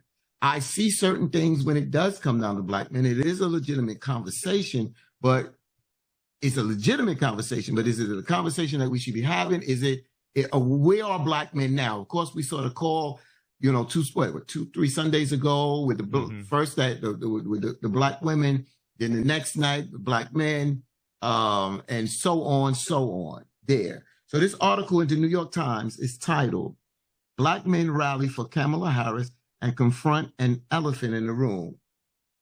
The article is written by Zolan Cano Youngs and Erica L. Green. Both are black. And I'll start off here. And Michael, I haven't heard the number change, but in the article it says, in a powerful show of unity, over 40,000. That 40,000 was over 40,000 was Sunday night with the women. Sabrina was on that call. I came in on that call to try to help people get in that call. But the next night, I remember hearing the number was over 21,000 of black men from across the country joined that virtual fundraising call to back Vice President Kamala Harris' bid for the Democratic presidential nominee. But beyond the support, these men confronted a long-standing challenge: the hesitation to stand behind black women in leadership roles. Illinois Attorney General Kwame Raoul addressed this head-on, urging that backing Vice President Harris displays strength, not weakness. This moment echoes the past as these men recall the pushback Shirley Chisholm, New York Congresswoman Shirley Chisholm, faced from her black male colleagues when she ran for president in 1972. Congresswoman Shirley Chisholm's struggles underline a historical reluctance that still lingers, making this rally for Harris not just about an election, but a deep-seated shift in perspective. As Harris aims to secure the nomination, these black male leaders are calling on their peers to recognize that supporting her is crucial, not just for her campaign, but for the broader fight to protect and advance the progress they've worked so hard to achieve. You know, but Dean, could I say something? A point of information on this. Mm-hmm. I won't go into a long rant. Black men in 2016 voted 84% for the Democratic Party nominee. In 2020, Black men voted 88% for the Democratic. The only group, the only demographic, population demographic to vote higher than Black men was Black women. I think that this discussion about Black men's voting is problematical. Number one, I agree with some of the things that your co-host, Jennifer Jones-Austin, said on the radio show this morning, that Black men's issues do need to be spoken to and are not being spoken to adequately in this political discussion.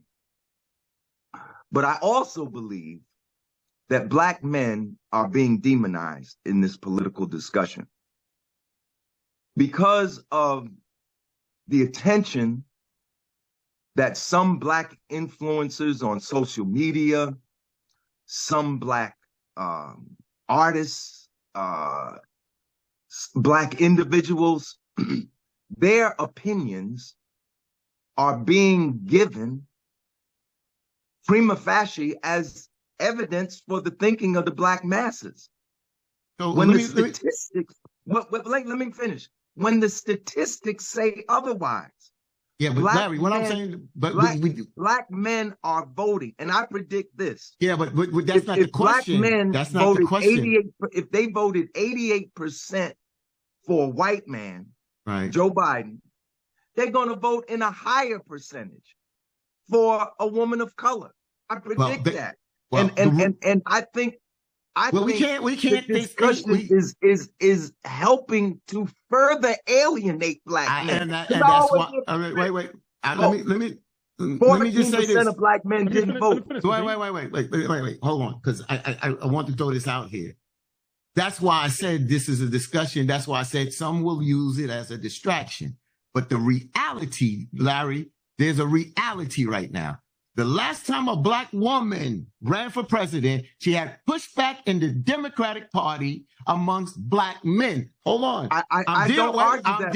Hold on, Larry. Let me finish. Let me finish because I want to throw this question out. Because I was throwing it to the guests, and then we have our go around. This is not a debate. This is an article that we've seen this happen before. We've seen this when it came down to the nomination of Ketanji Brown, the judge Ketanji Brown. We saw Black men, some Black men that was not happy. So I'm not saying it can be used as a distraction. It may not be the reality, but this is something that has happened before when a Black woman ran for president within her party. So that's my question. And that's why I want to throw out to Michael, and then we have our go around. This is an article written, but this is not only, this is something that has been addressed before that daggone call Monday night, that after the women's call Sunday night. Where will Black men stand on backing a African American or a Black woman running for president?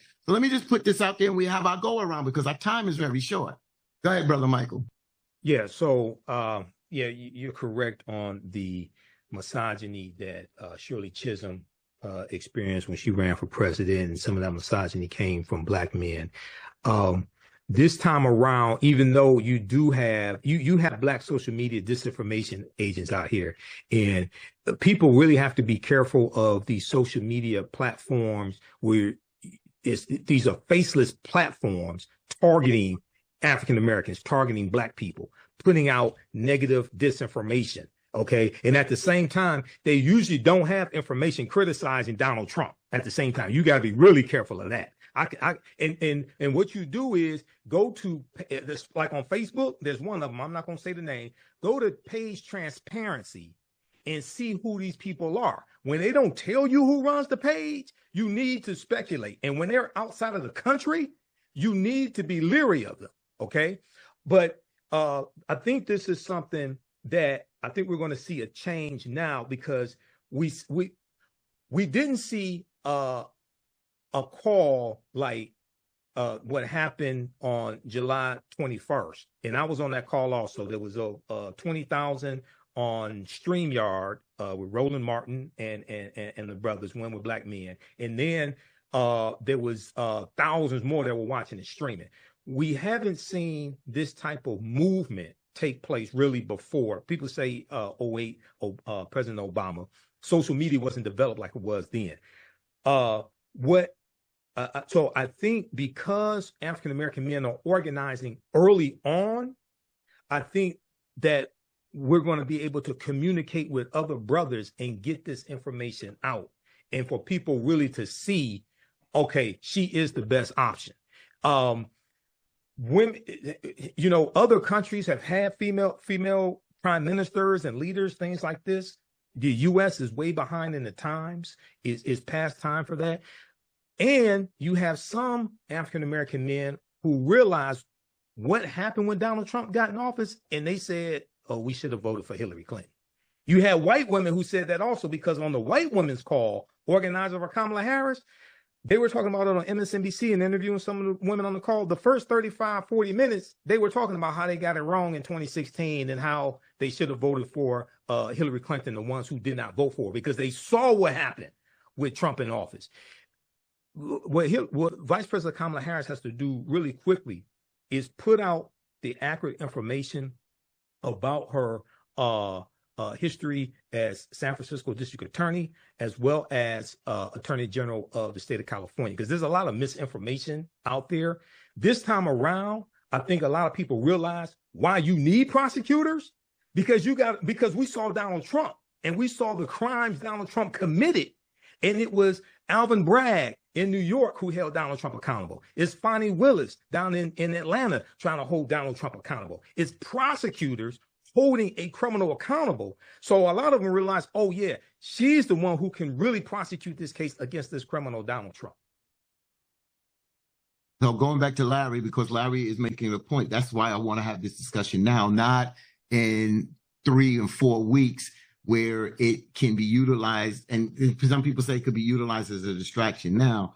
But we want to have this conversation because it is an elephant in the room, and we might as well have that conversation now, because we know that with Kamala Harris getting ready to drop an economic program coming this week and things like that, we want to get into this discussion about policy. We want to get into the discussion of economic issues and the international policies, things like that. We want to have those discussions. But since this, I just came across, I didn't know, I came across this article this morning. It's in today's New York Times. So don't think that this is not something that Reverend Sharpton may discuss on MSNBC or CNN may discuss. It's just a talking point. But Larry's point is valid, that you're right, that this may not be what it says it may be, but it's worth the conversation, because I'm telling you, before this change of direction, there have been a lot of black men that said they were going to vote for Trump. I didn't say a whole bunch, but I'm telling you, I have family members that I can't vote for Biden.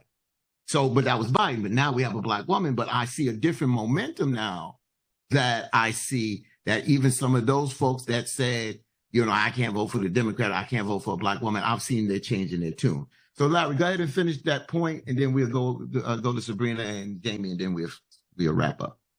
No, I think if we have data, we should use it.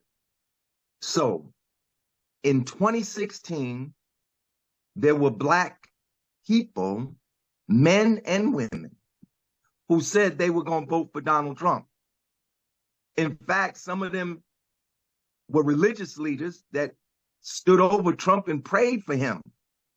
And you would think, based on the media attention, that this represented a major feeling in the Black community. But when you look at the data, in 2016, 84% of Black men voted for the Democratic Party nominee.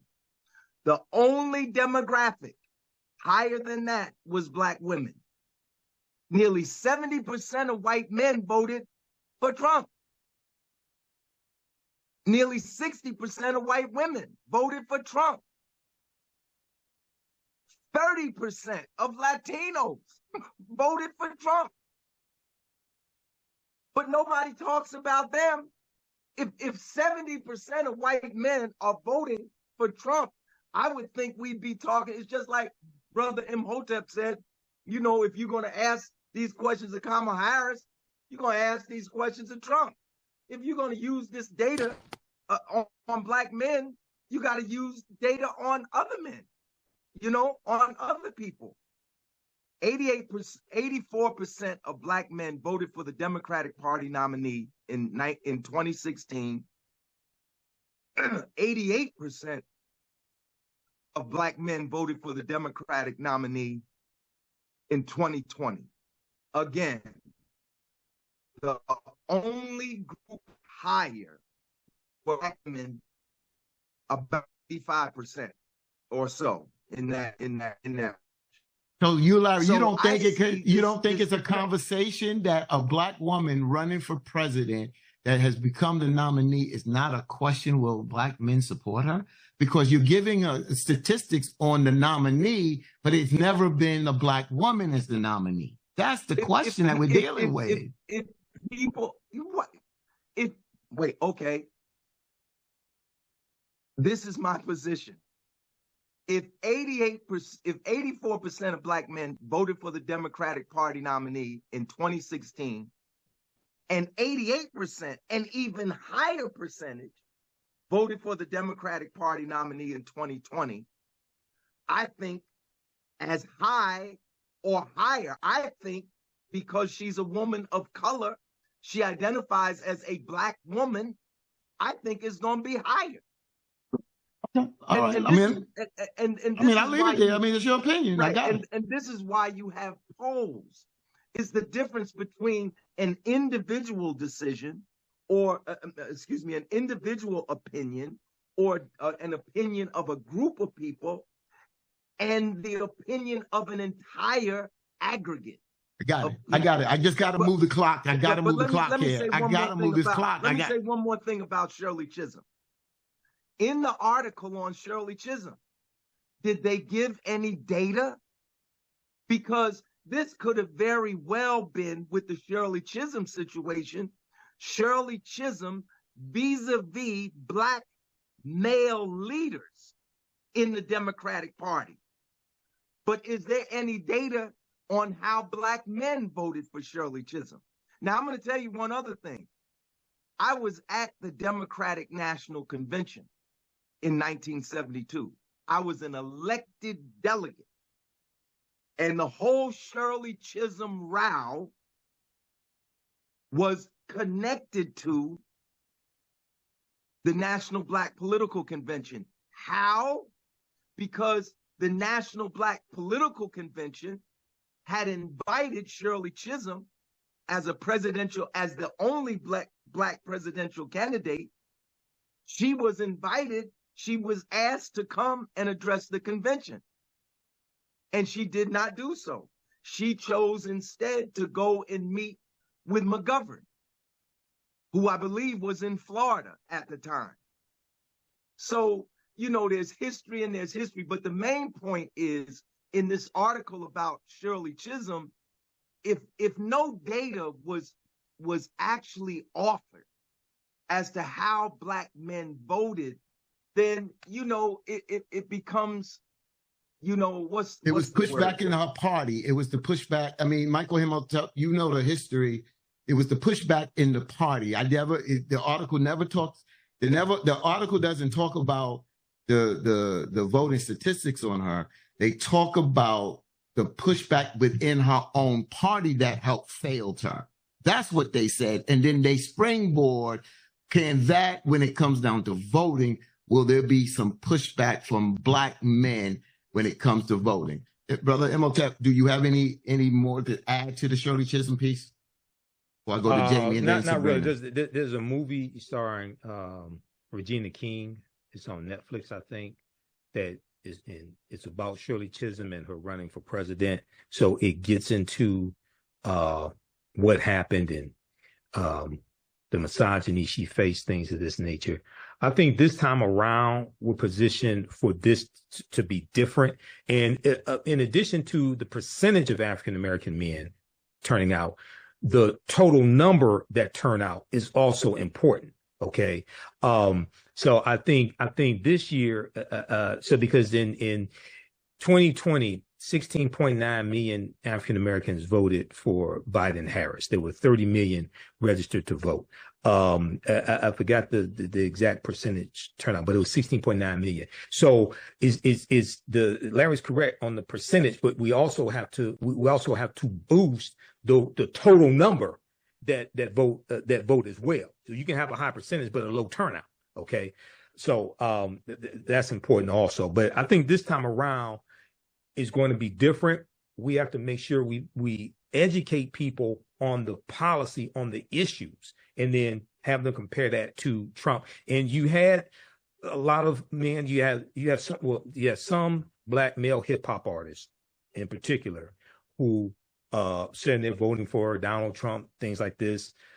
Some of them have criminal records. Some of them, when you listen to them, they really can't articulate good policy, or they'll say it's the stimulus checks, things like that. Well, that came from Congress. Article 1, Section 9, Clause 7 of the U.S. Constitution, power of the purse, the ability to tax and spend belongs to Congress. And it was Democrats who were advocating for larger stimulus checks, for better for better care packages, COVID packages. And then the last one, the $1.9 trillion American Rescue Plan that saved the economy, that brought us out of COVID.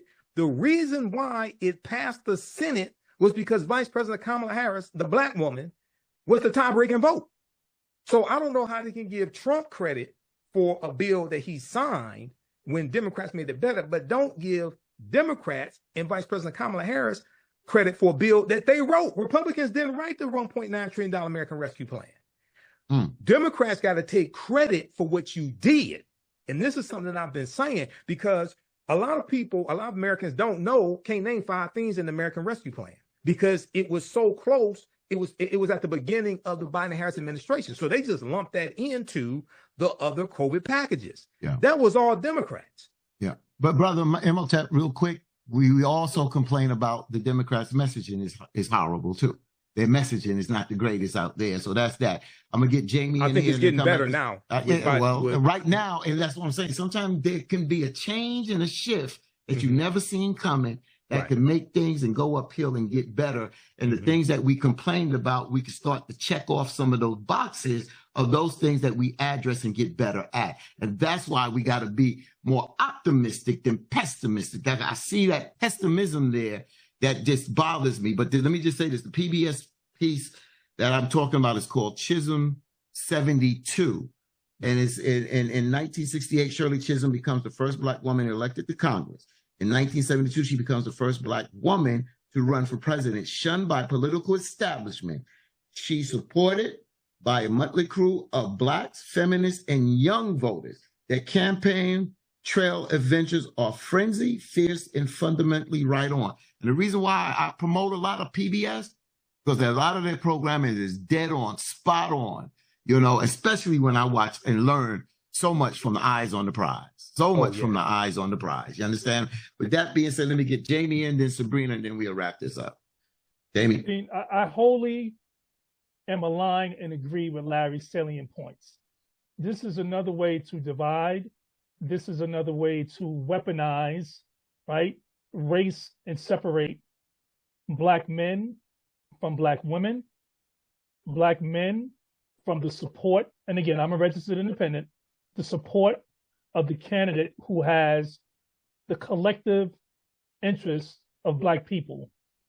our best interests. It is irrelevant from a standpoint of what is taking place today, what took place in 1972. I think it's instructive from a historical perspective, but the zeitgeist is completely different. And we have to focus and laser in on the zeitgeist of today. As Imhotep pointed out, and he stated exactly what I was going to state, Larry was very clear and precise with his percentages, but it's about the turnout. Where Imhotep is in Detroit, in Milwaukee, in Philadelphia, the surrounding area, Black men were essentially blamed for Hillary Clinton's loss because of a lack of voter turnout amongst Black men in the 2016 election. That became the narrative, right? Although the percentages were high. Oh, well, 88% of Black men voted, but not enough for you turned out. Well, on this platform, we always talk about the importance of voter turnout. But when we essentially ascribe Hillary Clinton's loss to Black men in 3 states and in 3 urban areas, then that's a false narrative. And then Black men certainly are saying, well, we came out to vote. And so if you are not going to speak directly to us, and Kamala Harris has to do that, it can't be in generalities, it has to be in specifics, how the economic platform and how the platform in general will benefit Black men and why Black men certainly will support that platform, then yes, she may not get the number or the percentage of turnout that they're expecting or that they're hoping for. I don't think that to be the case. Black men are going to support Kamala Harris. People are seduced and swayed by celebrity, by public figures on social media, as Imhotep said, the disinformation. And listen, man, most people are going to look at what is affecting them. As Imhotep said on a radio show this morning, the kitchen table issues. And the Democrats can win on those kitchen table issues. We talked about student loan forgiveness. The collective student loan debt is 1.7 trillion. Donald Trump added 7.8 trillion to the federal deficit, to the national debt. Those are the points that need to be made and emphasized and repeated. And I think the mantra, right? And I think this essentially what has become the rallying cry, we will not go back, will resonate. I think that was brilliant because we will not go back. But let's not go back to 1972 either and talk about how Black men didn't support Shirley Chisholm. Larry was at the Gary Convention. Larry was a 1972 delegate at the Democratic Convention. He just gave you a firsthand account. A firsthand account. Black men will come out. Black men will come out in Detroit. Black men will come out in Milwaukee. Black men will come out in Philadelphia. But Kamala Harris and Walz have to speak directly to Black men. I appreciate that. And like I said, I just turned from a viewer said, this is a conversation, just like when Jennifer raised about would white women support a Black candidate, a Black female candidate. It's a conversation that needs to be had. It's not a conversation. Well, one thing we're not doing in this time is not running from it. I hear what you're saying, Jamie, and I'm not agreeing. Let me finish. This is important. What Larry talked about, and we have to give credence to what Larry said. Trump is an isolationist, and Trump has isolationist policies. But we can't dismiss those isolationist policies because geopolitically right now, the Democrats have to seize control of not just the narrative, not just the portrayal, but the actuality of what's taking place. We keep sending money to Ukraine, we keep sending money to Israel, yet we call for a ceasefire, right? Trump's isolationist policies appeal to a broad demographic, not just MAGAs, but it appeals to Black people, it appeals to Latinos, it appeals to white people because of the personal economic struggles that people are having. And people are saying, well, if you can send money to Ukraine, you can send money to Israel, but in our communities, we don't have access to capital. We don't have access to clean drinking water, right? We're looking at our crumbling infrastructure, even though Biden certainly passed the infrastructure bill that Trump talked about all 4 years and didn't pass. But the Democrats, and I agree with Michael, are getting better at messaging, but they have to be even better, right? And they can't speak and intellectualize it. Yeah. Speak in common terms. No, hold on, Patino, don't cut me off. I'm not, but yeah, but I thought you was coming back on this topic. You wanted another topic. I am, but it's important because you talked about messaging. Speak in very common, clear, pointed terms. You know, when Sarah gets on TV, I'm watching them, you know, it's like a dissertation. Speak to people directly, clear, common language, which Trump does. He dumbs it down, but the Democrats have to understand. You can't intellectualize this too much. You have to speak to people's hearts, and it has to be visceral. Yeah, and I agree with you. I'm not going to say that. We wasn't getting that from Biden. He's a great job before. We wasn't getting that from Biden. Now you're right there. And just to go back on the Shirley Chisholm thing, remember, she was not the Democratic nominee. That's what I'm saying. She was upset in her party by a lot of her colleagues, specifically Black men at that particular time. You're right, Jamie. Times have changed, but has mentalities changed? So we'll see. Again, that's not, you know, this is a discussion. Let me bring in Sister Sabrina on that. But remember, who was it? It was McGovern. It was McGovern that became the nominee in 1972 for the Democratic Party. Sister Sabrina, your comments on this article. Sure. So the way that I think about it is, who's the messenger? And when I look at newsrooms, I mean, the reason why the National Black Association of Journalists exists is to advocate, to have voices, decision-making, editorial participation in the angles, the so-called news that they dump on Americans or people in general to believe and consume. And so those two reporters probably didn't even write that headline. It was an editor that, according to presswatchers.org, are absolutely committed to white dominant culture and are not committed to diversity in the newsroom. So the reporters don't decide on the headlines. Really, they had probably some other editors that don't look like any of us to re-edit the article that they initially submitted. So this is my angle on my point on that. Did they write an article on, are the white women going to support Vice President Kamala Harris? Is this the same newsroom that continued to levy the drumbeat for the Iraqi war and the assault on the genocide that's going in Gaza? Is that it? And is this supposed to be reflective of all Black men? How many Black men did they talk to? And the people, and the Black men that are in favor of Cheetah Man, they've been against Black women since they came out of their mama's womb. Seriously. And probably, like Imhotep said, pull back the layer, and they're probably in some basement in another country. So I reject any frames, any article, or the Black men going to support the Black women like the Black men. And particularly if it's coming out of a newsroom that don't look like any of us. So I reject it totally. And I also reject continuing to ignoring voices. When, I believe that you ignore voices at your own peril. You don't have to agree with them or whatever. And when Larry brought up in terms of the uncommitted, Minnesota has the largest group of uncommitted. We're talking about 43,000 delegates. Voters that voted uncommitted in Minnesota.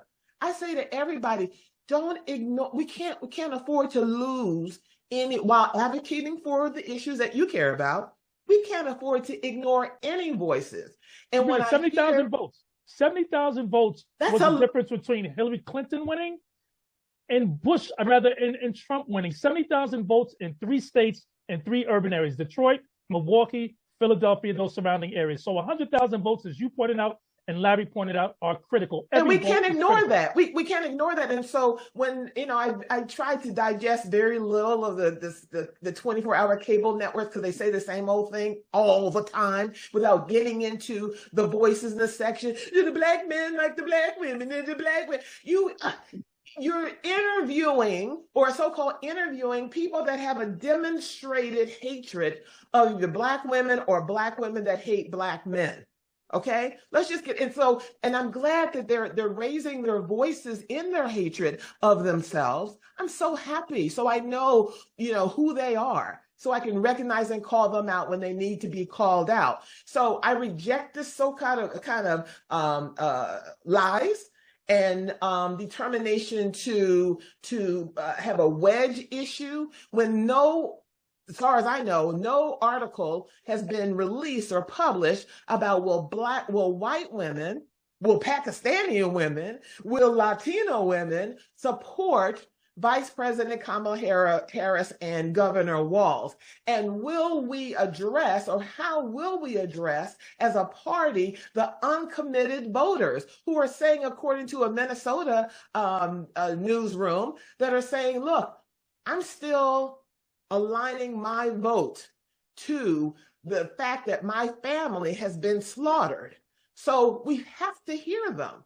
And I'm not Palestinian, and I'm not from the Sudan, but I care about these issues. And yes, the Biden administration has a very successful domestic policy, but we have to look at all of it, because if we ignore violence there and then wonder, well, why are there so many Sudanese coming here? That's why. That's why. And I denounce totally violence anywhere. And the congressmen that keep standing up and down for the genocide that's happening there are always representing districts of Black people who are suffering economically, emotionally, with lack of access and opportunity for generations. But we let them stay in office. So I reject the article. I reject the New York Times. And until they hire more Black folks with some autonomy in terms of their reporting, as opposed to these wedge issues, I don't care. And Sabrina, and the research institutions, Pew and others that I follow, in aggregate, had white women voting for Trump in 2016 at 52%. You would think that would decrease, and I was adamant. And I was adamant that it would in 2020. I was dead wrong. The percentage went up to 55% in 2020 in the vote. Where's the article?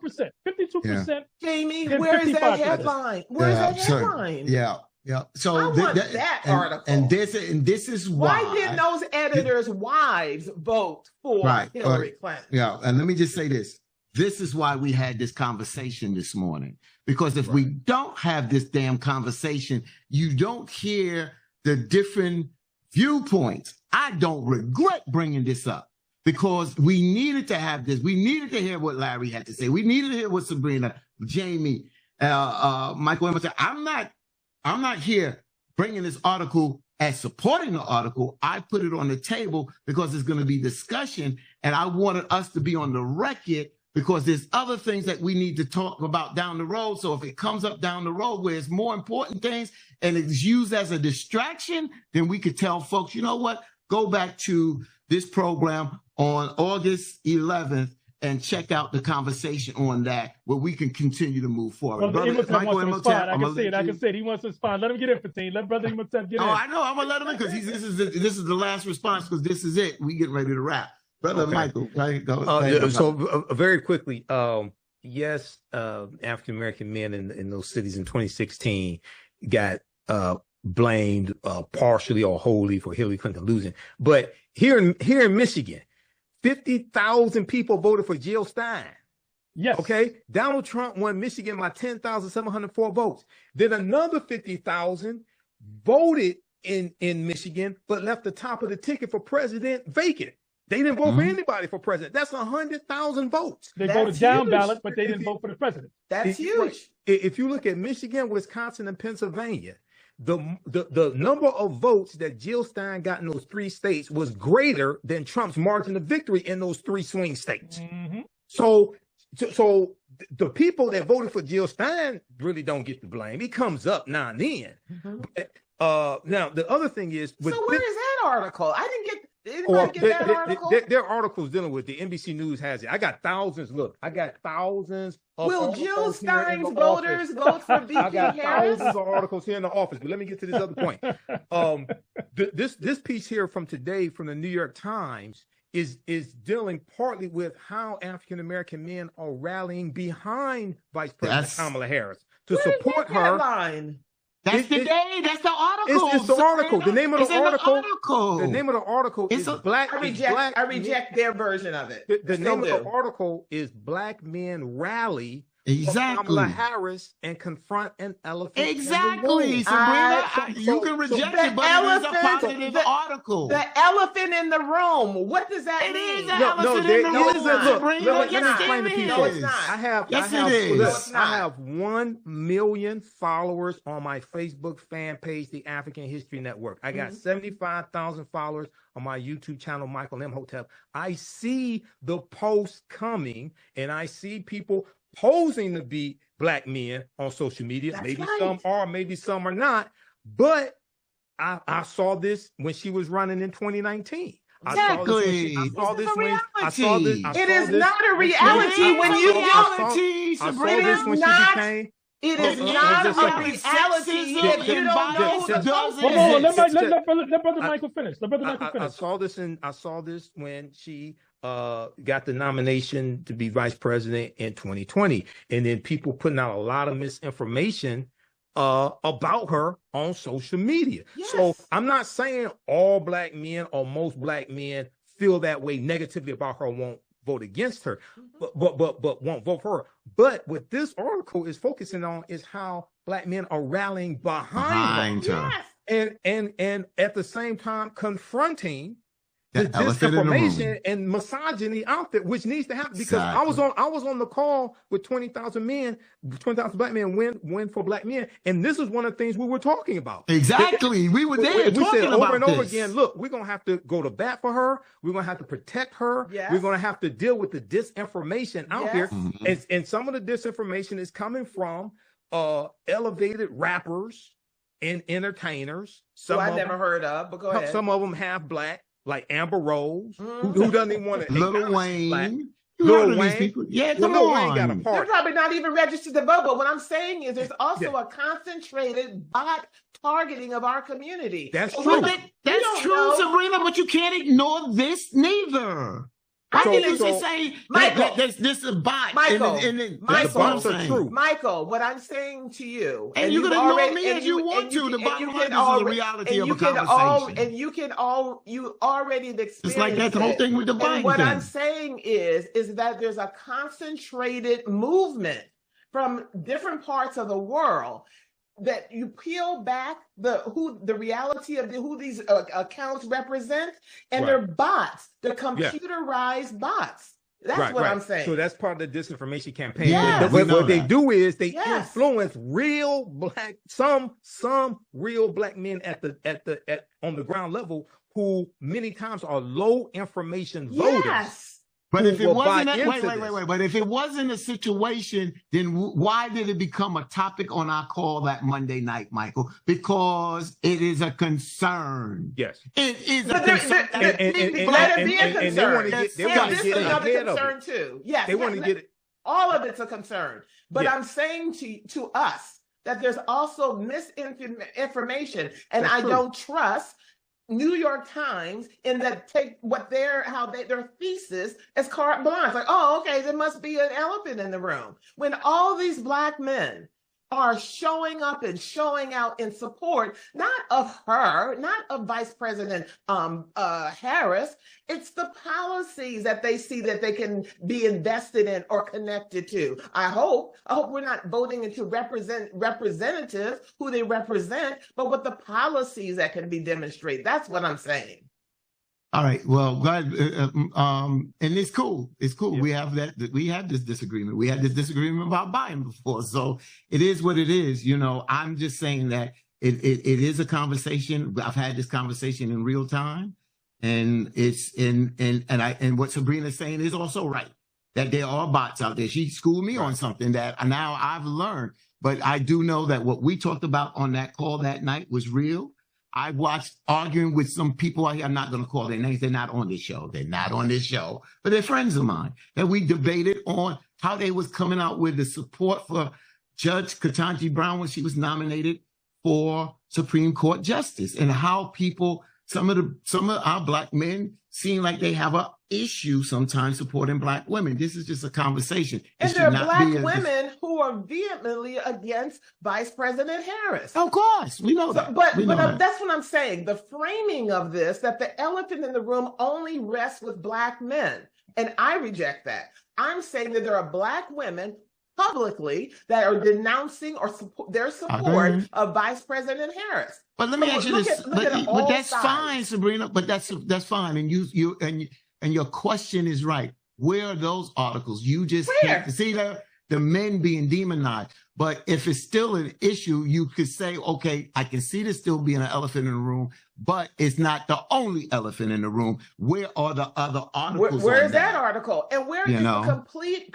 there's a Christian national Christian movement in this country, particularly in the South, that does not embrace, does not agree with women leadership on the church level, definitely not on government level. And there are women that are supporting that. They only co-sign male leadership.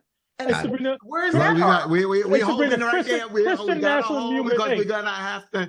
We gotta have our go around. Jamie, you can say that in your closing because we gotta get out of here. We got to go, guys. I got my brother over a half hour, so let's have our closing thoughts. Jamie, just say that thought to your closing. You can add that to your closing. Michael Imhotep, first of all, thank you, my brother. Give out information. Thank you for letting us yell at you. Thank you, brother, for joining us on both shows. And, thank you for all the great work that you do out there on your programs as well as your website, doing out there with Roland Martin on Unfiltered as well, man. And I appreciate our friendship, my brother. Thank you, my brother. Give out the information how people can get in touch with you and also your final thoughts for today. Yeah, visit my website, AfricanHistoryNetwork.com, AfricanHistoryNetwork.com. It has my information there. You can register for my online history classes. I'm teaching the class today. These are multi-week classes, Ancient Kemet, the Moors, and the Ma'afa, Understanding the Transatlantic Slave Trade, and Black resistance movements, Christopher Columbus to the Haitian Revolution to the Black Power movement, 1492 to 1968. You can call me 313-462-0003, 313-462-0003.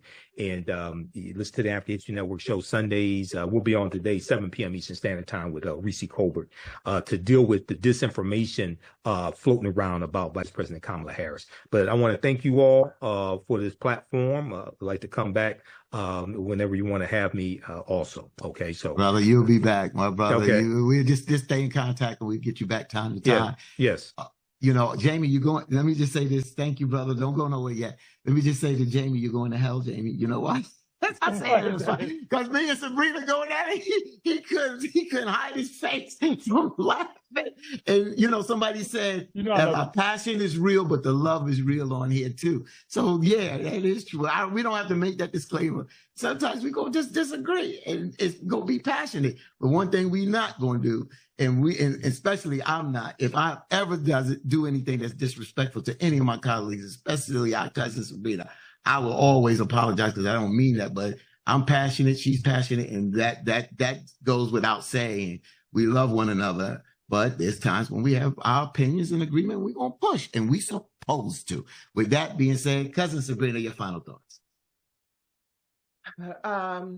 Michael Imhotep, would you repeat your telephone number, please? Are you sure you want to share your phone number? Because he already did it. It's all right. Yeah, 313. Oh, you did? Yeah, 313-462-0003. Yeah. And people can email me through the website also, AfricanHistoryNetwork.com. They can email me through the website as well. I've given out my number for 14 years. So. Okay, all right. That's not my main number. Okay. Well, I have your Social Security number. I'll give that out. That's the business line for the African History Network. I just, we always have this conversation and really appreciate our cousins in the chat. They're very committed and supportive of this conversation and work, and they add their own insights. Is that, the more focused, unified, and educated, with a political defense, as Michael Imhotep says all the time, the better that we will be. We have to address the unheard voices. We have to understand when a distraction is coming for you or your attention. What's not being talked about in New York City is a high rise of not only COVID, that CDC is tracking COVID. It is increasing. Please wear your mask if you choose. Sabrina gonna wear a mask, but also there's a high rash of deed theft in this city, where people will go down to City Hall, the Agency of Finance, and change the deed on your property. And so I'm going to post links in the chat where you can be notified if there's been a change in name, change of ownership, whatever it is, because home ownership or ownership of real estate is one of the pathways to financial security, generational. And you don't want your grandmother, your aunt, or whatever who lived in Brooklyn or lived in Queens who owned that home, and suddenly it's being owned by a thief. So I'm going to post that link in the chat. And as always, you can contact me through Wekeza, WEKEZA.com. That means save and invest in Swahili. Thank you, Sabrina. Sabrina has sent that message out about the CDC still tracking COVID. It's just not tracked the way it once was, especially in certain states, how it's being done. And then a lot of people are not reporting it. A lot of people are not testing. And if they are testing, they're home testing. And if they're positive, they stay home unless they're really sick to go to the doctors or the hospitals. Also on the deed theft, I believe 2 to 3 weeks ago, we had New York Attorney General Letitia James on, who created there was basically a law passed that now can go after those people that are preying on people with these deed thefts, a criminal act. So she came on the Open Line on Air show about 2 to 3 weeks ago to talk about that deed theft. Thank you, Sabrina, for bringing that up. Larry, your final thoughts, my brother. I'm so glad we had our brother on, Michael Imhotep. He certainly exemplifies his name, the great Imhotep of ancient Egyptian antiquity, was a Renaissance genius, and that was reflected here on this program this morning, and I look forward to his return on future programs. Good move for team. Good move, Captain. Thank you, brother. A friend of mine told me this week that at St. James AME Church, where Reverend Slaughter is the pastor, they have a social action committee, and that Reverend Slaughter in church told the head of the social action committee that for every Sunday from now until the cutoff date, he wants a table set up by the door, and that voter registration will be done at that church every Sunday. I thought that was a good idea. I hope that people will try to replicate that effort, because as active as we know that many church people are, there's still a lot of folks that are unactive and not registered. And, a lot of people are registered, but the Republicans are trying to purge a lot of us from the roll. So even if you registered, check your registration, make sure your paperwork is right, so you don't have any disappointments when you go to the voting booth on November 5th. But I would urge other churches, if they haven't done so already, to do voter registration every Sunday on the way after, as people are leaving the church during service. The other thing is, there's some things I think the Biden administration should do, I think would help them win the election.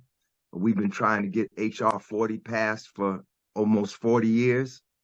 I think the Biden administration, through executive order, should go ahead and just set up a reparations commission through executive order, because that's what H.R. 40 would do. It's set up a commission to make recommendations to Congress on how reparations should be made to African Americans that are the descendants of those that were enslaved in this country.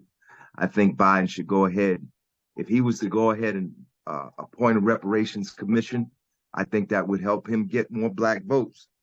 With regard to the murder of Sonia Massey by Officer Grayson, who trying to get out of jail. He was denied pre-trial release this week.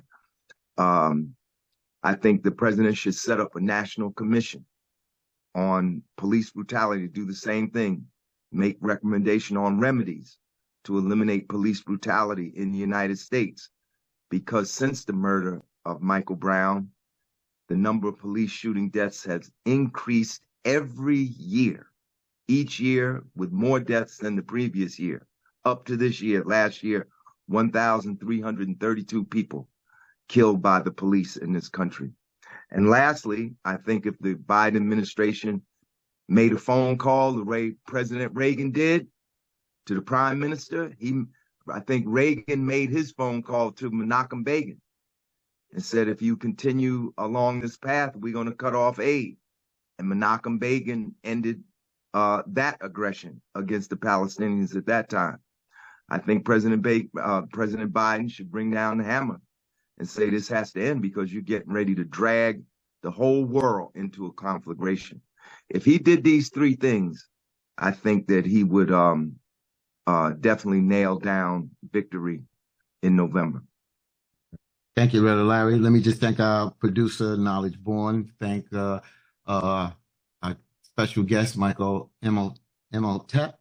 Thank our cousins in the chat, and especially our team members that are here, Jamie Harris, Larry Ham, cousin Sabrina Lamb, and Bobby Childs, who is off today.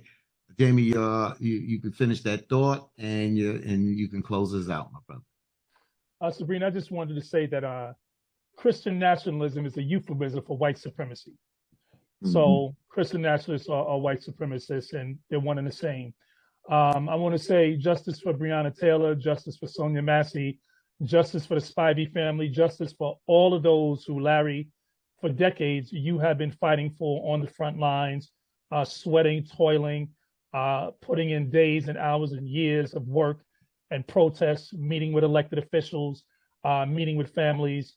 It doesn't matter whether you are of African descent, whether you are of European descent, Asian descent, Latino descent, the innocent and flagrant and tragic murders of people by officers charged to protect and serve has to end, and they have to be held accountable. As I said, there are over 700,000 law enforcement officers in this country.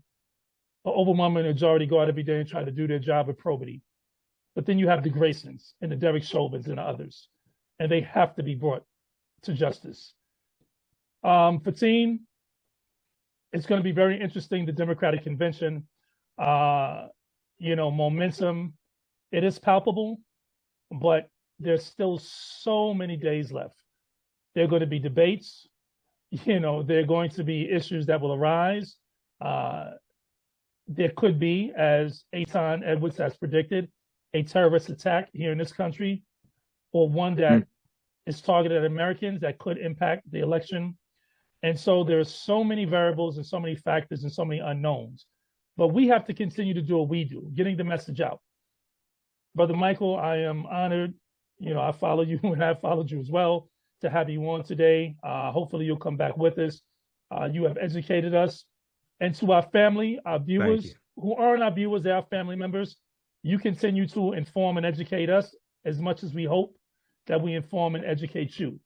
And Brother Michael, when you are giving your lessons on Christopher Columbus and colonialism, please note that beginning in the late 15th century, going into the early 16th century, the colonialists led by Christopher Columbus murdered and eradicated 90% of the indigenous population in the Western Hemisphere. Think about that. 90% of the indigenous people were killed by colonialists led by Christopher Columbus. And on that note, and let me congratulate the women's basketball team. We were on today. I DVR'd it, so I'll watch it after we get off. They won by 1 point. They beat France by only 1 point to win their 8th consecutive gold medal and 61st straight game. And this was the toughest of them all. So respect to France, men and women. Y'all brought it, but the United States prevailed. And so what a great Olympics. You know, it was truly, you know, I wish I was in Paris, but for those that were there, I'm sure they enjoyed it. A remarkable Olympics. And, you know, kudos to the city of Paris and all those who helped organize and lead and run the 2024 Summer Olympics. And lastly, Brother Michael, you are in Detroit. I want to say, my dear brother Rob Parker, we talk about entrepreneurship. We talk about Black economic empowerment. My brother Rob Parker founded the first all-Black sports radio station in the nation right there in Detroit. Sports Rap Radio. Rob, who has been my dear friend and brother for decades, you know, remarkable job. But you will be hearing Bobby Charles and me on Sports Rap Radio soon. Okay. We will be doing shows on Sports Rap Radio, so we will certainly reach out to you, Michael, so you can listen to us. Okay. And so, again, man, very, very near and dear, Detroit, to me, and keep doing what you do. And with that being said, thank you. In the words of the immortal Bob Slade, get your mind right and keep a good thought. Thanks for tuning in. All right, take care. All right, thank you, Brother Michael. Thank you, team, Jamie, Sabrina, Larry, and our cousins. Have a great Sunday, okay? Peace. All right, peace. To visit our website, AfricanHistoryNetwork.com, AfricanHistoryNetwork.com. Register for the online history classes that I teach on Saturdays and Sundays. Register for the online history classes that I teach on Saturdays and Sundays. Sundays is Black resistance movements from Christopher Columbus to the Haitian Revolution and the Black Power movement, 1492 to 1968. This is a 10-week online course. And we go through and look at history leading up to the Civil War. We look at hundreds of years of history, and we look at what happens to us after slavery ends. And we look at the Jim Crow era, Reconstruction, Civil Rights Movement, Black Power movement, Great Migration, and look at history, look at the laws and policies put in place that brought us to where we are today to understand where we need to go from here. Okay. And then the first class that I teach, and I teach this one on Saturdays, is Ancient Kemet, the Moors, and the Ma'afa, understanding the transatlantic slave trade, what they didn't teach you in school. Now, this class we deal with thousands of years of history and what leads up to the transatlantic slave trade taking place. This is a 12-week online course. For both of these classes, we do the sessions live. All the classes are archived and recorded. You can go back and watch it anytime. I have my class lesson plan here. So it walks you through each the topics for each class. You can each class session. You can download the class lesson plan here also. Okay.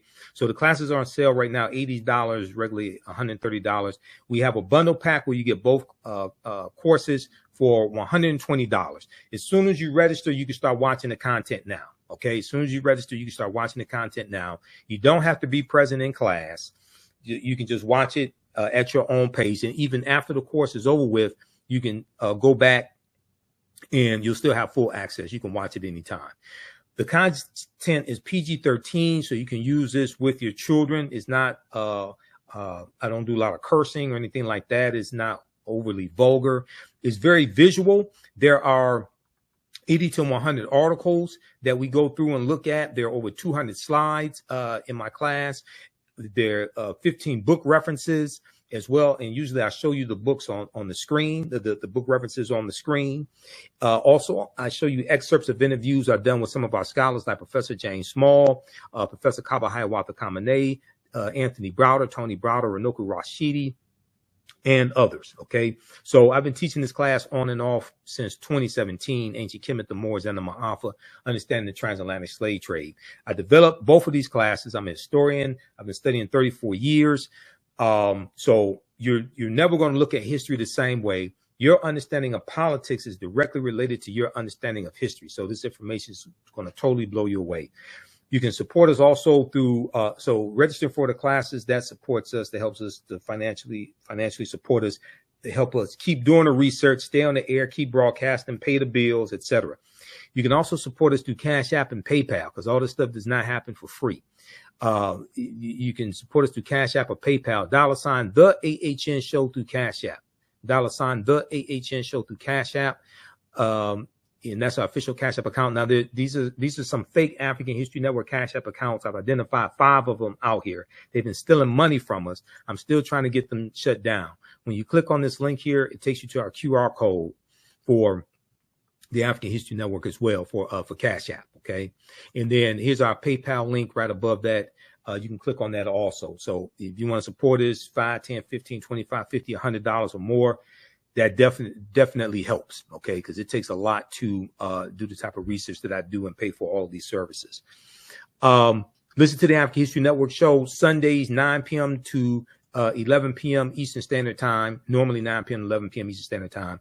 We did it today earlier. We'll do a rebroadcast at 9 p.m. today.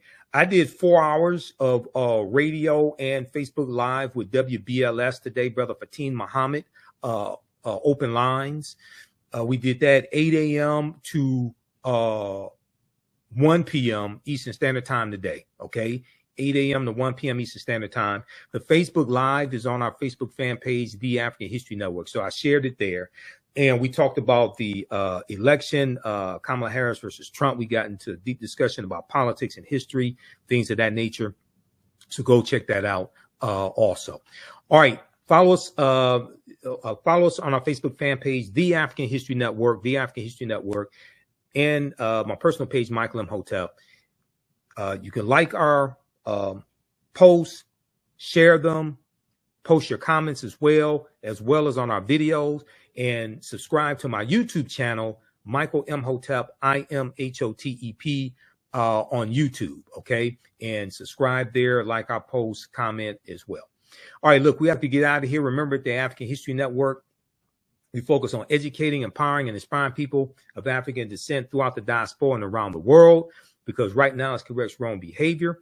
Watch me Fridays, 6 p.m. to 8 p.m. Eastern Standard Time on Roland Martin Unfiltered. Hopefully he'll stop interrupting me. And hopefully on his Win with Black Men call, he'll get some Sigmas on there. I've been telling Roland, you got to get some Sigmas on there. Okay, Blue Fire Go Mob. Right now it's corrects wrong behavior. It's not over till we win Wakanda forever. We'll talk to you next time. Peace.